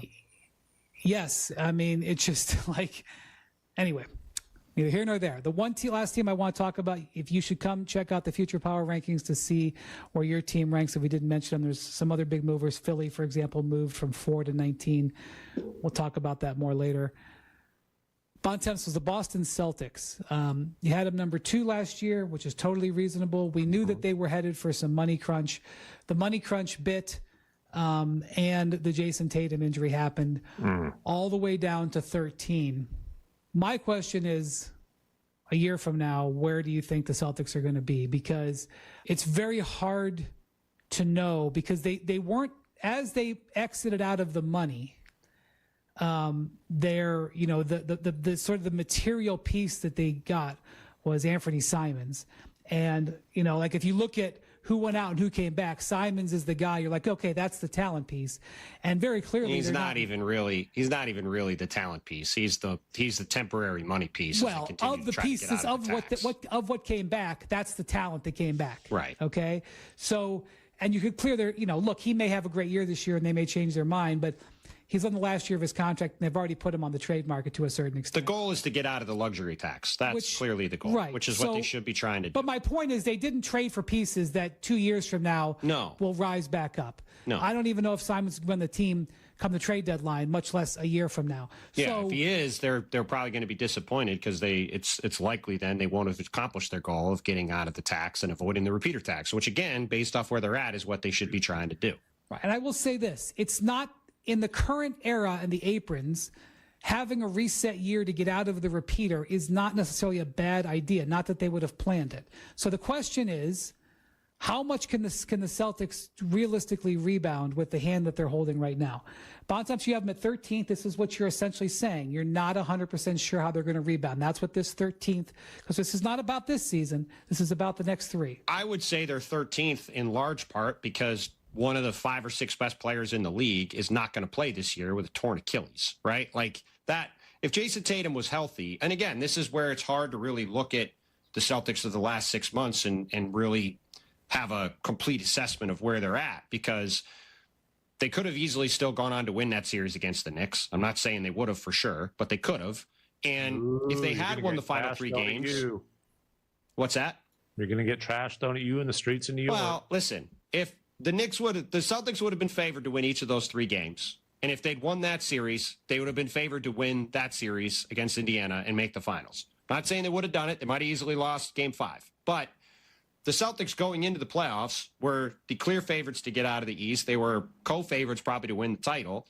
And I don't know if they make the moves that they make this summer if they had won the title or if they had got to the finals. But obviously they didn't. Obviously Jason Tatum is hurt. And as you said, they took the opportunity. They probably would have taken steps to reduce their payroll, but they wouldn't have tried to get out of the tax. No, their team would look much different and be more talented and more expensive. Obviously. Well, and the Tatum injury made difficult decisions a lot easier because that's right, naturally going to be a gap year. That's right. So this gets back to your question of where will they be in a year, right? Let's assume Jason Tatum is fully healthy coming back. He's probably going to need some time to ramp back up to being fully Jason Tatum, but I don't think there's a lot of reason. Look at Kevin Durant, right? There's no reason to think Jason Tatum will not become a top 5-6 player in the league again. He's young. He's obviously a tremendous worker. He's already out of the walk-in boot moving around. So let's bank on that. So you've got him, Jaylen Brown, and Derek White next year. That's an awfully good foundation moving forward. All right. Thank you to Bontemps. Thank you to McMahon. Thank you to Jackson and Rafa for producing. Thank you for listening and watching The Hoop Collective. We'll talk to you next week. Adios, amigos.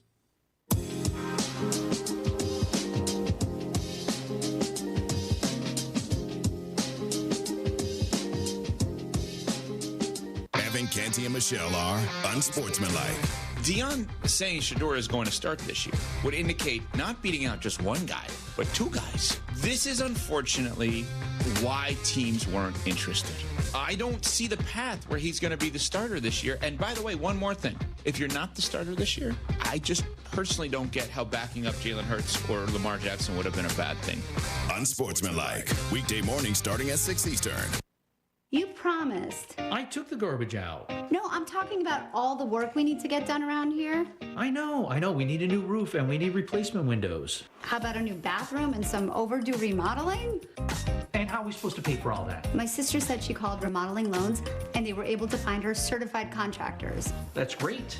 But how'd she get the money to pay for all that? Remodeling Loans offered 0 interest for 60 months. They even have payment plans with 0 down and 0 deposit. Looks like we're getting a home makeover. Great. Now, if I only knew someone to call for a husband makeover. Really? Remodeling Loans is the #1 leader in home improvement financing. Call 800-921-1403 today for a no credit check, no risk approval. Get approved today and we'll match you with the best contractors in your area. And remember, no deposit financing is now available. Call 800-921-1403. 800-921-1403. Your new home for 24-hour sports coverage. ESPN Cleveland 101.3.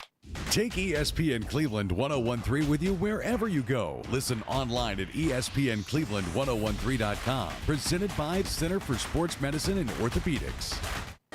College football is back, and ESPN Cleveland 101.3 is your home for Georgia Bulldogs football. Georgia on the mountaintop. And the drought is over. We'll have every play of every game. Plus, you can listen online via the ESPN Cleveland 1013 app. Georgia is trying to get back to the college football playoff title game, and ESPN Cleveland 1013 has every game of the season. Georgia Bulldogs football is supplied by Wholesale Supply Group. ESPN Cleveland 1013 is powered by Duracell. This is Alfonso Revizo, General Manager over at Crown & Cleveland, your local Jeep and Ram dealership. Listen to the Alon Exchange, hosted by financial professionals Jay and Brittany Hagee, owners of Alon Planning Partners. Each week they discuss all things financial and answer your questions about investing, preparing for retirement, paying down debt, and more. The Alon Exchange, Saturdays at 7 a.m. on ESPN Cleveland 1013. This is Thomas Williams with Mountain View Nissan of Cleveland. Stop by today and take advantage of Bradley County's largest pre-owned inventory, or visit cleveland-nissan.com, home of the lifetime warranty. From the job site to the showroom, Wholesale Supply has the top brands you trust at the prices that work for your bottom line. With over 30 locations across the Southeast and over 75 years of service, no one supports contractors and communities like we do. Wholesale Supply, built to supply, trusted to deliver. From the Kia of Cleveland Studios, this is ESPN Cleveland 1013, WCLE HD2 Cleveland, W267BI Cleveland, ESPN Cleveland 1013.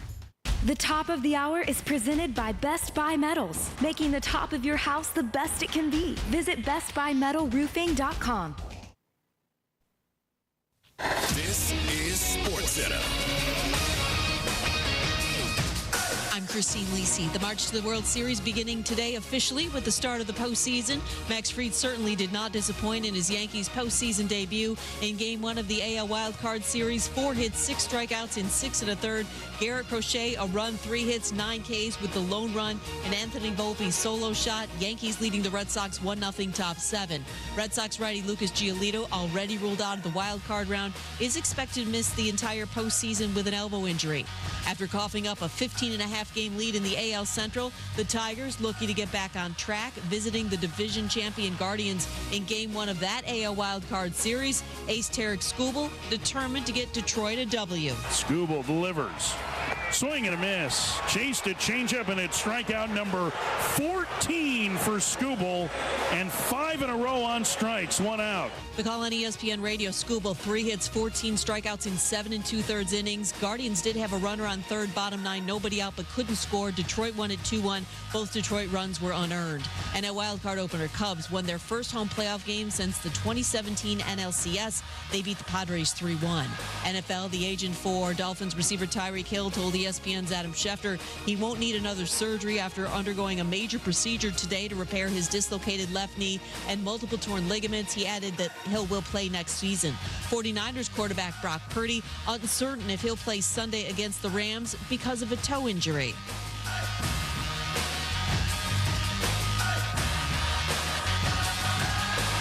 Hey, this is Rich Eisen. Coming up Wednesday, Kurt Warner joins me. So does Roma Dunze of the Bears and Dancing with the Stars Alfonso Ribeiro, plus my latest NFL Power Rankings. That's Wednesday on The Rich Eisen Show, Disney Plus, the ESPN app, and ESPN Radio.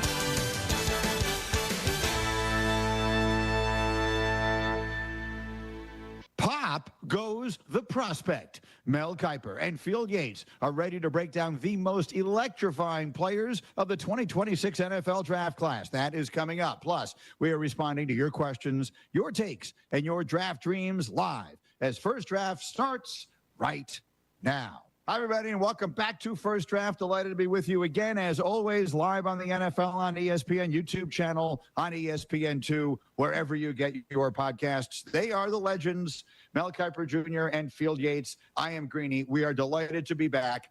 A reminder that from now through the new year, First Draft is with you every Wednesday at noon Eastern on the NFL on ESPN YouTube channel, later on ESPN2 that day. And to catch up on any of the episodes you missed this season, you can scan the QR code on your screen and access the entire First Draft YouTube playlist.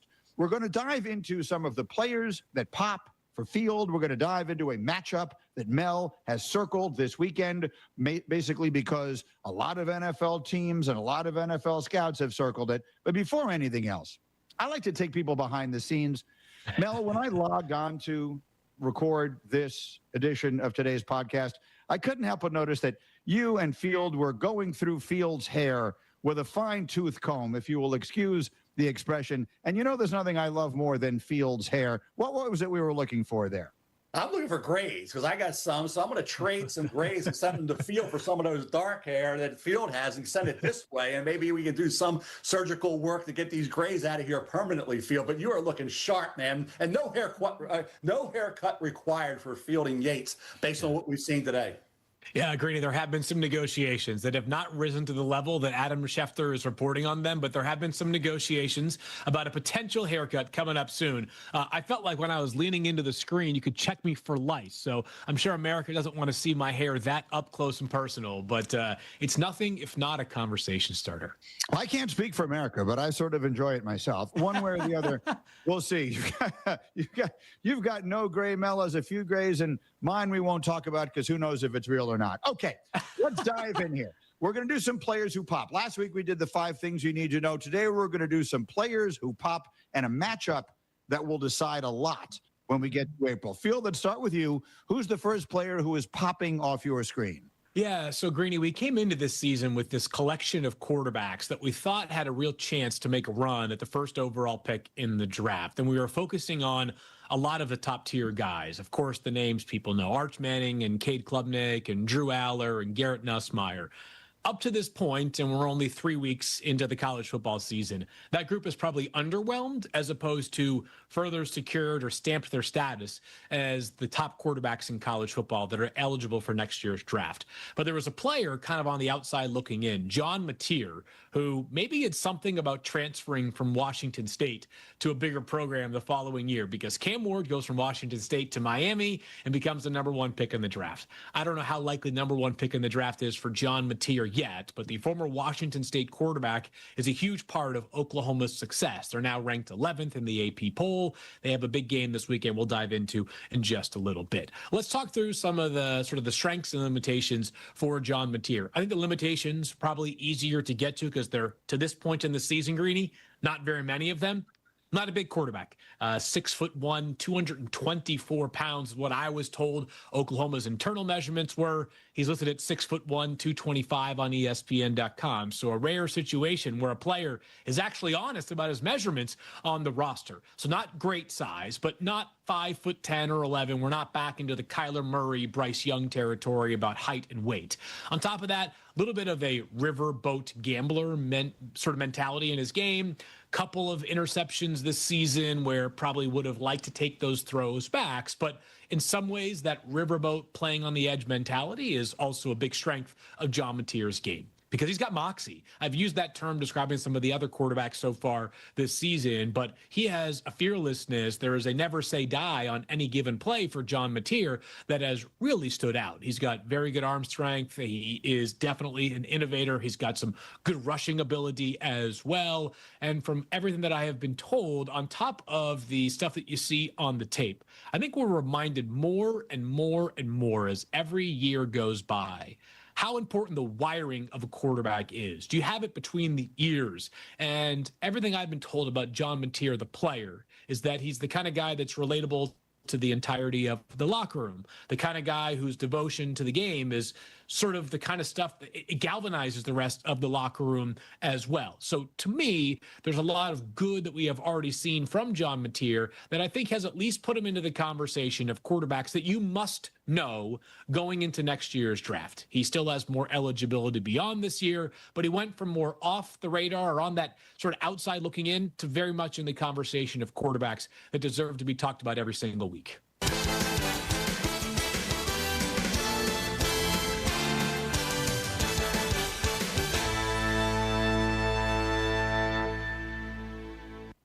Canty and Michelle are unsportsmanlike. I told y'all about him. Once you pay this dude, the rest of the talent around the team is going to be a problem. And Tua is not a force multiplier. I said that years ago. And Tua and I pushed back and said, no, he's an elite quarterback. He deserves to be paid. Does he? I just want y'all to say, you know what? Canty was right. Unsportsmanlike. Weekday morning starting at 6 Eastern on ESPN Radio and on ESPN2. Every 40 seconds, a child is reported missing. That's 2,000 children every single day. It's a heart-wrenching reality that we can no longer ignore. Find the Children is a non-profit organization dedicated to helping find missing kids. You can be a part of their mission by donating your unwanted vehicle, running or not. Call 1-800-294-0222. We guarantee that you will receive the maximum tax deduction. We provide fast, free pickup with 24-hour response. Call 1-800-294-0222. Find the Children provides crucial resources to help find missing children and educational materials to teach kids how to recognize and avoid predators. Our recovery programs have a proven track record of reuniting kids with their families. It's time to act. Donate your unwanted or unused car. Help us build a world where every child is safe. Pick up the phone and call 1-800-294-0222. Together, we can bring these kids home safely. This advertisement was paid for in partnership with Cars R Us and Find the Children. The new home for ESPN Radio is ESPN Cleveland 1013. From the Alon Planning Partners Weather Center, here's your forecast on ESPN Cleveland 1013. Visit them online at alonplanning.com or give them a call at 423-315-1441. Sprinkle or two may be this evening, but overall it should be a nice night. Partly cloudy skies clearing later tonight. On Wednesday, 86 for the high. It's going to be a warm one. We'll have partly cloudy skies in the morning, clearing in the afternoon. And then we're going to start to cool down a little bit. The humidity is going to drop a little bit as well. A high of 82 on Thursday. Friday, a high of 80 and 82 on Saturday, 82 and late day showers Sunday. Download the Local 3 weather app, free for iPhone and Android. I'm Chief Meteorologist David Carnes for the Local 3 Storm Alert Team.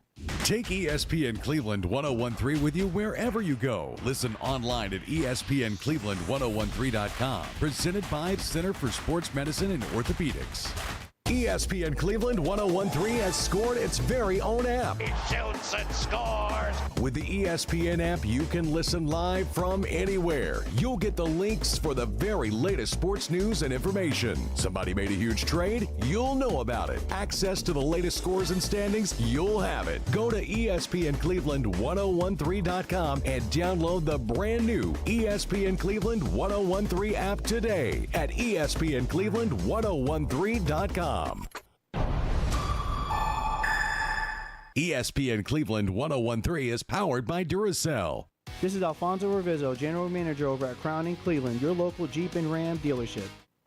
Mix 1041 is celebrating 25 years of being your home for the UT Vols. A quarter of a century of Go Vols. As part of our celebration, Mix 1041 is giving you an opportunity to win tickets to every UT football game this season, home and away. We're giving away home game tickets on UT Ticket Tuesday, presented by TVFCU. Road game tickets will be given away each Monday before a road game, presented by USS. Vols 25 on Mix 1041. For all the details, visit mymix1041.com. This is Thomas Williams with Mountain View Nissan of Cleveland. Stop by today and take advantage of Bradley County's largest pre-owned inventory, or visit cleveland-nissan.com, home of the lifetime warranty. From the job site to the showroom, Wholesale Supply has the top brands you trust at the prices that work for your bottom line. With over 30 locations across the Southeast and over 75 years of service, no one supports our contractors and communities like we do. Wholesale Supply, built to supply, trusted to deliver. You riveted to the screen, all right? And that's John Mateer, because he can do things, Greeny and Field, in ways that no other quarterback can. Yep. And some of the jump throws, some of the things he does, some of those magical throws, and some of those just wow throws. And you say, boy, how did he see that? Why did he do that? But he did it. And he did things that nobody else has done. So Josh is 6'5", 240. Mateer, Field says 6'1", 225, whatever he is. Doesn't matter. He can run. He had, 800-plus yards rushing at Washington State. This is a kid who can beat you with his legs. He will make any throw. He's fearless throwing the football. Accuracy at times will wane a little bit, like he's improving in that area mechanically, but he's always going to be off a little bit, as Mahomes was coming out, because of all the different arm angles. When I say off some throws, you'll say, why? Patrick did it. Certainly Josh did it, and now we have John Mateer doing it. And I think he has rocketed up draft boards, no question about that. Red River rivalry's coming up. Big games coming up in the future. Already played that Michigan defense.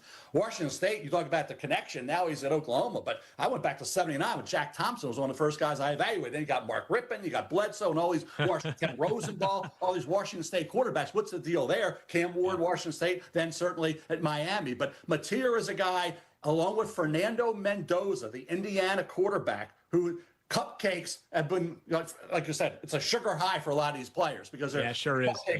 But Mendoza's done it. You can only do 75%, 9 touchdowns, no picks. He was 19-20 against Indiana State. The first half, against Air is tough to do that. Okay. Yeah. So when you talk about the schedule coming up for Mendoza, you got Illinois, Iowa, Oregon. So now you get the main course. Forget the entree, the cupcakes before you get the entree. You went kind of backwards on that, but the bottom line is the competition gets tougher, and that's when the evaluation of Fernando Mendoza will pick up. But right now, he's a guy people are watching very closely because of the accuracy. He's only been sacked once. Was sacked a lot of Cal. Well, he's had 1 sack so far. Does he continue to get the ball out quickly when his opponents get a lot tougher? Greeny, if I may, just to put a final word on John Mateer, and I have a lot of thoughts on Mendoza as well, who has looked the part through 3 games for Indiana. They have a big game on Saturday against Illinois. At this juncture, as we know, it's very, very early in the process. One of my first filters is wow plays. How many wow plays do you have in a positive fashion? How many wow plays do you have in a negative fashion? Because the negative fashion plays are the ones that push you down the draft board, right? The wow plays in a negative fashion have worked against Arch Manning early on this season. Mateer has had quite a few wow plays in the positive fashion and very few in the negative fashion, which is why I think he's become a bigger part of this conversation. Absolutely. And we mentioned the game earlier, Mel, but the whole world saw him play Michigan, right? These standout games for people who aren't draft analysts like you guys are. So I'm just watching the biggest games of the week. Mateer already had that, and I think he opened a lot of eyes. A lot of people, like myself included, all of a sudden found myself saying, holy smoke. Like, are we moving into an area where now we need to be having a conversation about him? There's always a player or two like that each season. Candidly, last year it was Jaden Daniels, or 2 years ago it was, and we all saw what wound up happening there. Okay, so we've got some quarterbacks, always the most interesting position. Mel, let's talk about a game now, rather than a player who pops. But there was one game that you were going to suggest this week that every team in the National Football League will have an eye on. What's that game, and what's the reason?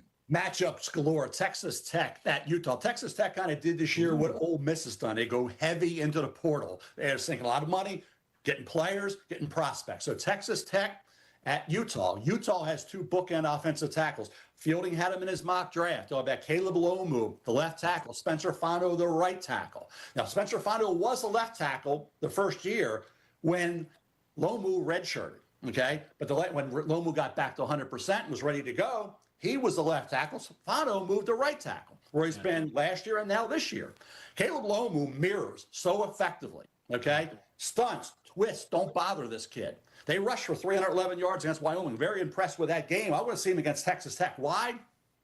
For Fano and Lomu, is this game so important? Romello Height came well-traveled, okay? Talking about Auburn, USC, Georgia Tech, led Georgia Tech in tackles for loss. Now he's at Texas Tech, kind of wreaking havoc, okay? I saw him on a wheel route, cover a back down the field.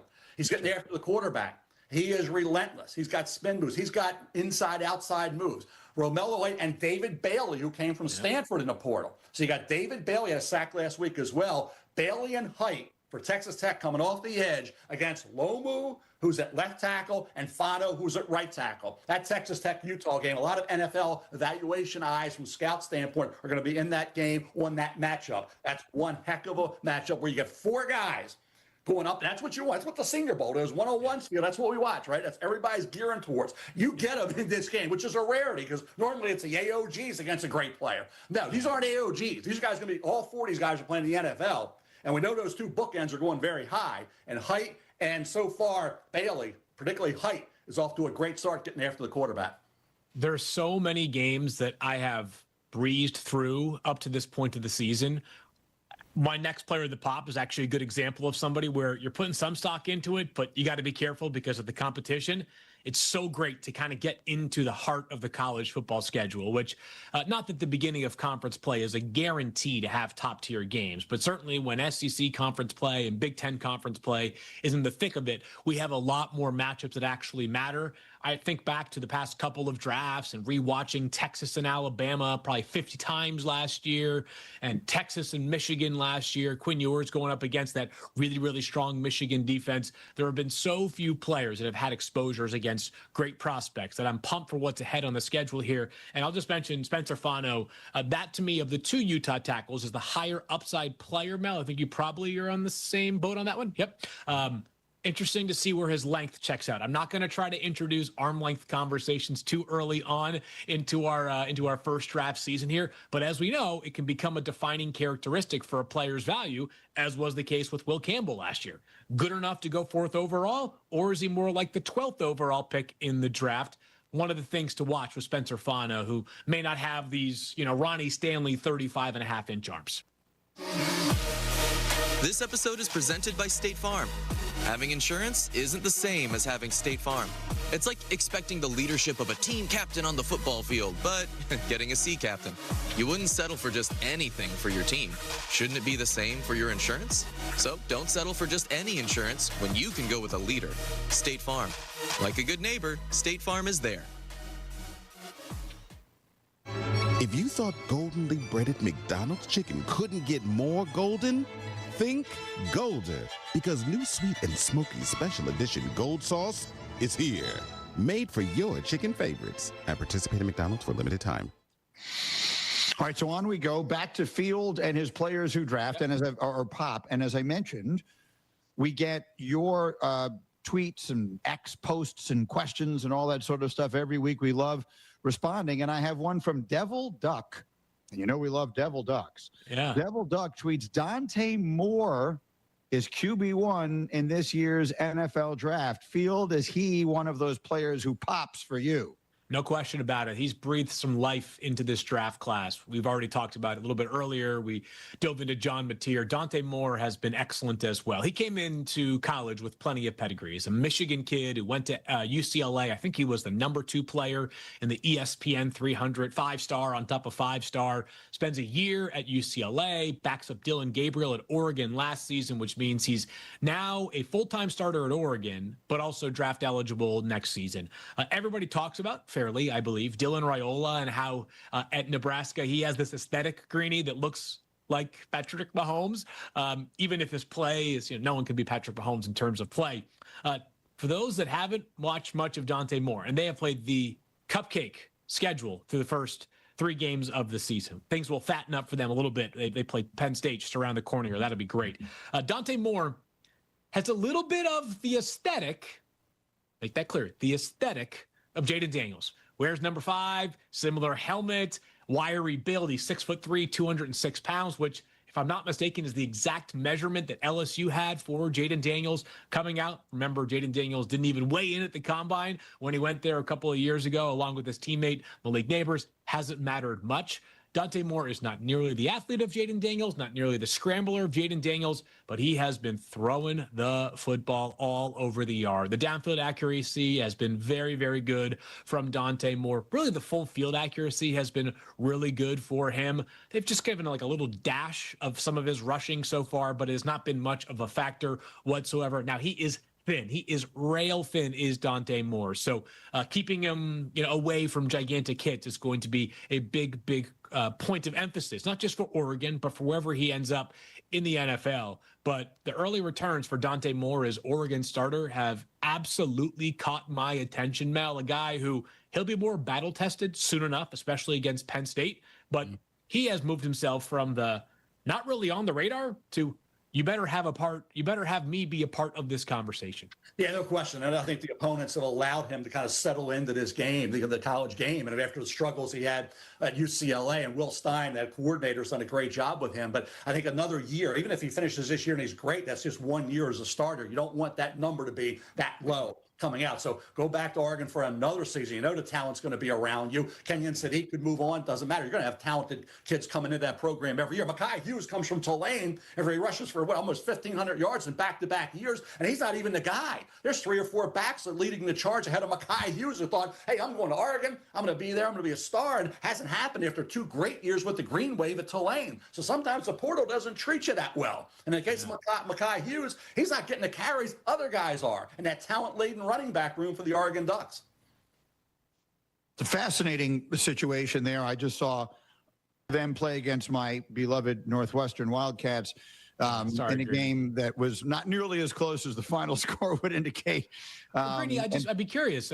Was your impression very favorable of Dante Moore? Yes. I know you always say I'm not an analyst, but you know ball, and you've had guys over the past couple of years that you're like, wow, and you were not wrong. No, these guys are coming out of nowhere. It's fascinating the way I feel like this thing is evolving. The closer I come to it. So up until several years ago, I followed the draft just as a fan of primarily pro and then secondarily of college football. Then I started hosting the draft on ESPN with Mel and Lewis and Booger and company. And so I started paying much closer attention as the season would go on. Now that I'm in here in sort of in the trenches of it every week with you guys, I'm very much attuned to the fact that the things we expect to have happen are not the ones that do. Like the surprises, like these are not the names that we thought we'd be talking about. You guys launched a few weeks before I came on board, but even when I started a couple of weeks ago, these were not the names I anticipated us talking about. What is the cause of that, Mel? Why is it that suddenly we're talking about guys 3 weeks into the season that we were not even mentioning in the initial episodes of the podcast? Well, I think a lot of the transfers, they're adapting and kind of figuring it all out with new players around them. And a lot of these quarterbacks are doing the exact same thing. And some of the guys, like Cade Klubnik, thought he had Antonio Williams was going to go to receiver. He's been hurt since the first game. Didn't play this past week against Georgia Tech. So then you have guys trying to figure. That's why I'm impressed with Mateer. He had to come in and figure it out, but he brought with him Ben Arbuckle, who's the coordinator, has been with him. So he brought that offense with him to the Norman campus and Norman, Oklahoma. The bottom line is familiarity is important. Getting on the same page with some of these guys critical. Mendoza's done it against Cupcakes. Let's see what happens against Illinois, then Iowa, then Oregon, right? So you want to see these guys. You don't evaluate guys against the lesser competition. You want to see good against good. And we're starting finally. Now we get into the latter portion of September, right? We should be back at school. We're going to be back at school. We're going to be watching these guys and seeing how they do against this elite competition. That's why I pointed out the Texas Tech game against Utah, because we're getting that. And we've seen guys, though, pop. And Fields mentioned a lot of those guys. I have a couple more to the pop. So I only really care about how guys do against good teams. And if they did it this year so far, but they did it last year over the course of the season, then you're excited. But you got to see guys where, like I say, good versus good.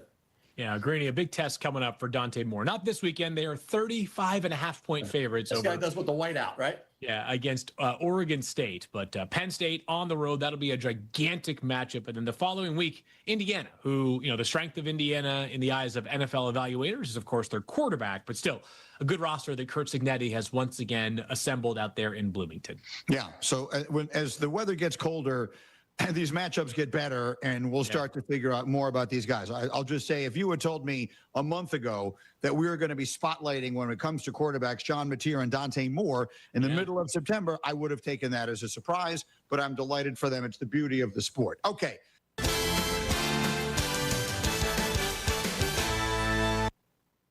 If you have ever thought about remodeling your bathroom but were worried it would take too long or cost too much, then stop worrying. Right now, Jacuzzi Bath Remodel has designed a collection of high-quality custom products and perfected the one-day remodeling experience so you can enjoy your new bathroom faster than ever before. It's a worry-free bath remodel from the most trusted brand name in the business, Jacuzzi. A jacuzzi bath system fits in your existing tub space. It's a no-mess installation with an amazing style selection, factory-certified installers, and a limited lifetime warranty. Call 800-717-4599. That's 800-717-4599 right now and get 50% off installations with no interest and no payments for 12 months. Replace that old bathtub today with a walk-in shower for a safer bathing experience. If you have lived in your home for over 15 years, it's time to remodel your bathroom. For a virtual or in-home appointment, replacement. Call 800-717-4599. That's 800-717-4599. 800-717. The new home for ESPN Radio is ESPN Cleveland 1013. From the Alon Planning Partners Weather Center, here's your forecast on ESPN Cleveland 1013. Visit them online at alonplanning.com or give them a call at 423-315-1441.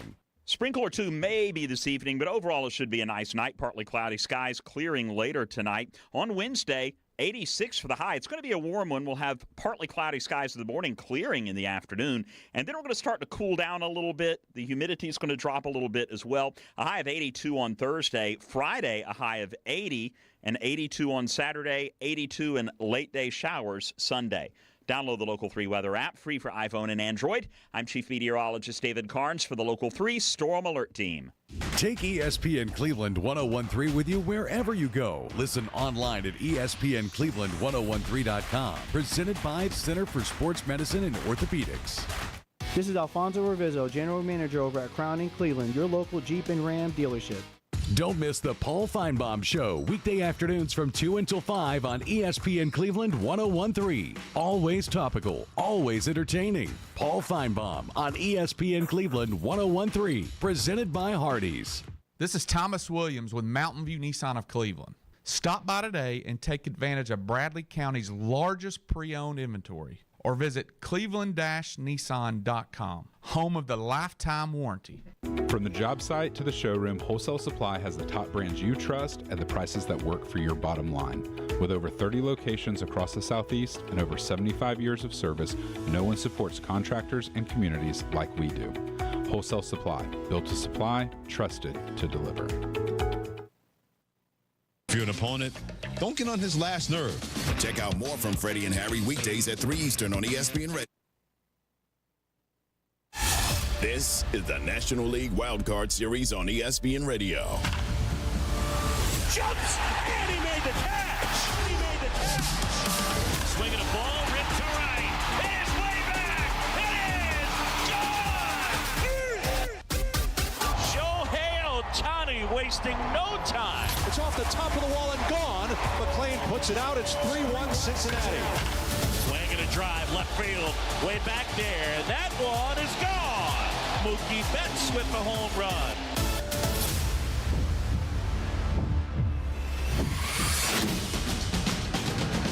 News, notes, and analysis. This is Baseball Tonight on ESPN Radio and on the ESPN app. Now, here's Jim Basquill.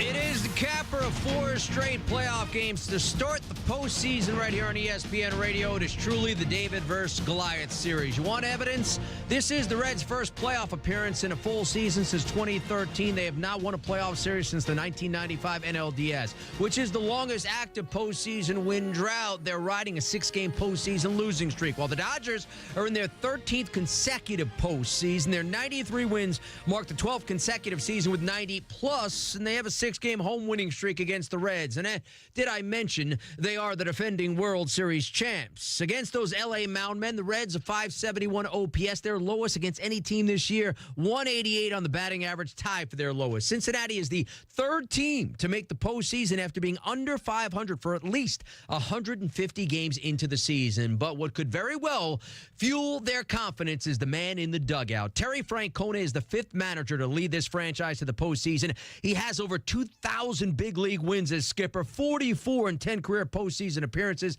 and that includes 2 World Series titles with the Red Sox.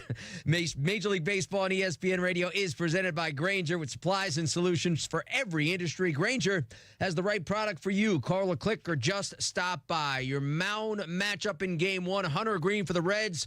How about these home road splits for the Mound men? Blake Snell goes for the Dodgers. Green on the road, 4.81 on the ERA versus home, 1.58. Snell home, 117 versus on the road at 430. To set the stage, let's send you to Dodger Stadium with our team of Tim Kirkshin and Tom Hart. All right, thanks, Jim. Welcome to beautiful Los Angeles, where the weather will be absolutely stunning throughout. We'll be down in the lower 70s by first pitch. Tom Hart alongside Tim Kirkjian. Tim, this is a fascinating matchup, the final wild card series to get started. Let's begin with the reigning world champions. Los Angeles, since Independence Day, has just been a 500 club. However, if you take a deeper dive, they come in having won 15 of 20. What changed for the Dodgers? Well, they lost 2 games in Baltimore, 2 terrible games in Baltimore. And I think they all looked at each other and said, this is not good enough. So they come in having won 5 games in a row. They're starting to look like the Dodger team that we thought they were going to be. They're starting to get healthier, not just in their rotation, but in their everyday lineup. And, Tom, I'm telling you, when they are healthy, they have the best roster in baseball still. They haven't played like the best team, but they still have a chance to be the best team if they can get everyone healthy and going in the right direction. Number one payroll in baseball. That's one way to look at it, but also the best player maybe we've ever seen. Shohei Ohtani will lead off today. If this goes a third game, he'll be on the mound for game 3. What role does he play in the Dodgers' excellence? I was told they're going to use him in every possible situation to help us win a game. That is, starting pitcher more likely, possibly in relief, who knows, certainly as a designated hitter and leadoff guy, and I would not be astonished if he played the outfield at some point in this series or in the postseason, because they want to take advantage of every skill he has, and he has more skills than anyone maybe who's ever played the game. On the other side for the Cincinnati Reds, Tito Francona is back in the postseason. You could say they backed their way in, having lost game 162 and the Mets completed their utter collapse. But this is a club that won 8 of its last 11. So I asked you the same thing about the Reds that I did the Dodgers. How did they get here?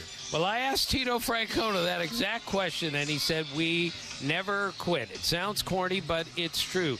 Tom, they were under 500 after 150 games. Only 3 teams have ever made the playoffs under 500 after 150. But this is one of those teams. And they're just a bunch of young, hungry kids who have no idea what they're doing.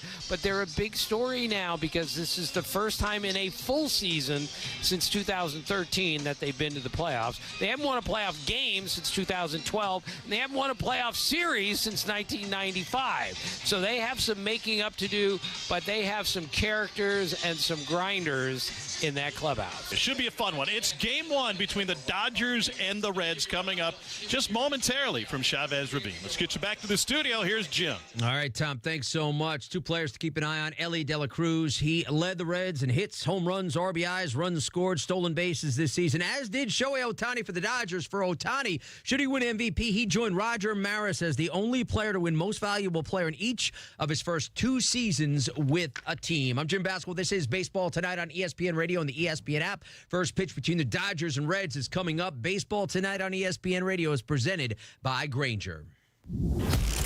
News, notes, and scores. This is the leadoff. Yeah, what a treat we have, right? Boston Red Sox, New York Yankees matching up again in the postseason. Roche peering over the top of his mitt. The kick, the pitch. Swinging a ball, lates to right, going back on it. Is he still going back? It's gone! Opposite field! Anthony Volpe into the right field bleachers, and the Yankees strike first. Solo shot by Volpe. 1-0 Yankees, bottom 2. Yeah, Roxy Bernstein on the call right here on ESPN Radio. The Yankees jumped out on Garrett Crochet, who settled in nicely. Crochet is still in there. Meantime, his counterpart, Max Fried, was just terrific. 6 1/3 scoreless, 4 hits allowed, 102 pitches. They took him out. In came Luke Weaver, and you got walk, double, and this. Right-hander Weaver, the pitch. And there's a ball hit sharply through the middle into right center. And a single that will give the Boston Red Sox the lead. Grisham over to cut it off in right center, fires it in. Scoring is Rafaela Sogard around third in to score. A 2-run single. And the pinch hit delivers, and Boston leads it 2-1. Masataka Yoshida gets it done. Red Sox have a 2-1 edge. They play in the 8th inning. Again, Crochet is still in there. 7 1/3, 2/3, I should say. He has 10 strikeouts in all, and the Red Sox look like they're about to take him out and go to that pen. Earlier, 2-1 from the righty. Swinging a line drive, left center field, toward the bleachers, and it's gone! And the ball game is tied in the bottom of the 5th inning. Seiya Suzuki with a laser beam to left center field. The Padres won, and the Cubs won. Up next, Carson Kelly. And Kelly hits one high in the air left field. It sends Sheets to the wall. He's at the ivy. It is gone! Back-to-back solo home runs. The Cubs take the lead 2-1 in the home 5th. Hey, that is, as heard from Mike Cousins here on ESPN Radio. Seiya Suzuki, Carson Kelly, back-to-back in the 5th. Cubs beat the Padres 3-1. Got perfect performance from their pen, 4 2/3. Pods just 4 total hits. It was Kelly post-game. He had this with Jesse Rogers. All right, Carson, take us back to the 5th inning. What's that feeling like as you're rounding the bases, putting your team ahead in a playoff game? Oh, man, there's no better feeling than it. Seiya put a great at-bat the at-bat before, and just getting a chance to go up there and, put a good swing on a good pitch, and pretty cool to see it go over the fence. Yeah, Nick, first home win in a long time for a Cub team at Wrigley Field. What's the feeling like in the vibe? I mean, right now you see it's still going. It's pretty awesome, pretty special to play here, and the support that they give us, and let's do it again tomorrow. Earlier dominance from Tarek Skubal. Skubal delivers. Swing and a miss. Chased it, changeup, and it's strikeout number 14 for Skubal, and 5 in a row on strikes, 1 out. He goes 7 2/3, closed by Will Vest. First pitch to the left-handed hitting Kafis is popped up on the infield, out into shallow left. Baez circling, calling. He's got it, and the Detroit Tigers take Game 1 of the American League Wild Card Series. They defeat the Cleveland Guardians today 2-1. As Will Vest survives, a man at third, nobody out jamming the 9th. Indeed, Mike Farron on the call. It was Skubal and Vest that finished it out. Skubal, franchise postseason record, 14 strikeouts, had this with our Taylor McGregor. 14 strikeouts for you today. What made you so effective? I think Ding called a great game. I mean, this game's about executing pitches, and I think Ding did a good job kind of moving his body around their back for me, so I could just focus on executing my pitch and not worry about anything else. You're so familiar with the Guardians, but is there anything you could take away from your previous 2 starts against them that really helped you today? Yeah, I mean, this is my 5th one against them this year. So, yeah, I think you kind of learn each other. I don't know if it's positive or negative, about what's going on. But, I mean, the game doesn't change. You still have to get into leverage and get guys out. All right, let's bring in a former Major League Baseball pitcher, a host of Loud Outs on Sirius XM, MLB, and Network Radio, CJ Nitkowski. And CJ, Tarek Skubal, as bad an ending of the season it was for Detroit, he was certainly an equalizer on this day. 14 Ks over 7 2/3 in that 2-1 win. What was your biggest takeaway from that performance? Yeah, probably the velocity and how often we saw him up near 100 miles an hour and even over at times, and the velocity that we saw late. The greats really have an understanding of kind of when they're near the end of the line and how to dig a little bit deeper and grab a little bit more and push a little bit further. He just showed up in a huge way. He looked really good, dominated when they needed him to dominate, and a couple of unearned runs was enough to get him a win. Cubs pen, meantime, gave him 4 2/3 scoreless back of Matthew Boyd as the staff yielded just 4 hits to the Padres. Again, it's the pitching for the Cubs team that got back-to-back home runs in the 5th, and that's all they really needed offensively. The Padres have a lot of talent in that lineup. How did Chicago's staff stymie them? Yeah, it's a good question. I mean, I think exactly what you said in the fact that it was a real concern for the Cubs that whether or not they could match up from a starting pitching standpoint with other teams in the postseason. It's something we talked about quite a bit on MLB Network Radio kind of leading up to the postseason. And it's not a knock on Matthew Boyd. It's been a great career for him, and he's done some really great things. But when he is your ace, right, you're kind of missing that, ace that you're seeing, like we just talked about with Skubal and kind of what we're seeing in this Yankees Red Sox game, right, when you have big-time pitchers and what we'll see tonight in Los Angeles. So I think the fact that they went to the pen as early as they did, they essentially went to their closer in the 5th inning, gives you an idea of where the Cubs are. It's an interesting time. The Padres have struggled offensively, even though they got some big names and guys that have done a lot of things kind of leading into this. It hadn't been their strength. They've been playing a lot of small ball. They've bunted more than anybody in baseball when it comes to sack bunts and trying to manufacture runs. So this should still be a pretty good series, though, going forward. We already talked about the dominant lefties, Garrett Crochet, Max Fried, with Skubal as well. Yes, Boston has that true stud in Crochet, but if you're the Yankees, it's about winning twice, and they have Fried and Rodon, who combine for 37 wins. How much should that fuel their confidence? It helps. I mean, it helps to have top of the rotation starting pitching. I know a lot of people talk about the home runs and how much they matter, but based on what we've seen so far here early on in the postseason, it is about that pitching and the ability to shut down really good lineups. So if you can have essentially co-aces the way that the Yankees do, that does put them in a really good position. The fact that they're doing this without Garrett Cole, who they had lost for the entire season, I think is really impressive as well. They're in a great position to be able to do it from the left side, especially what it does to the Red Sox lineup. They'll be in a great spot with Carlos Rodon for Game 2. This Reds-Dodgers series, what does it say about LA's starting rotation where Tyler Glasnow is not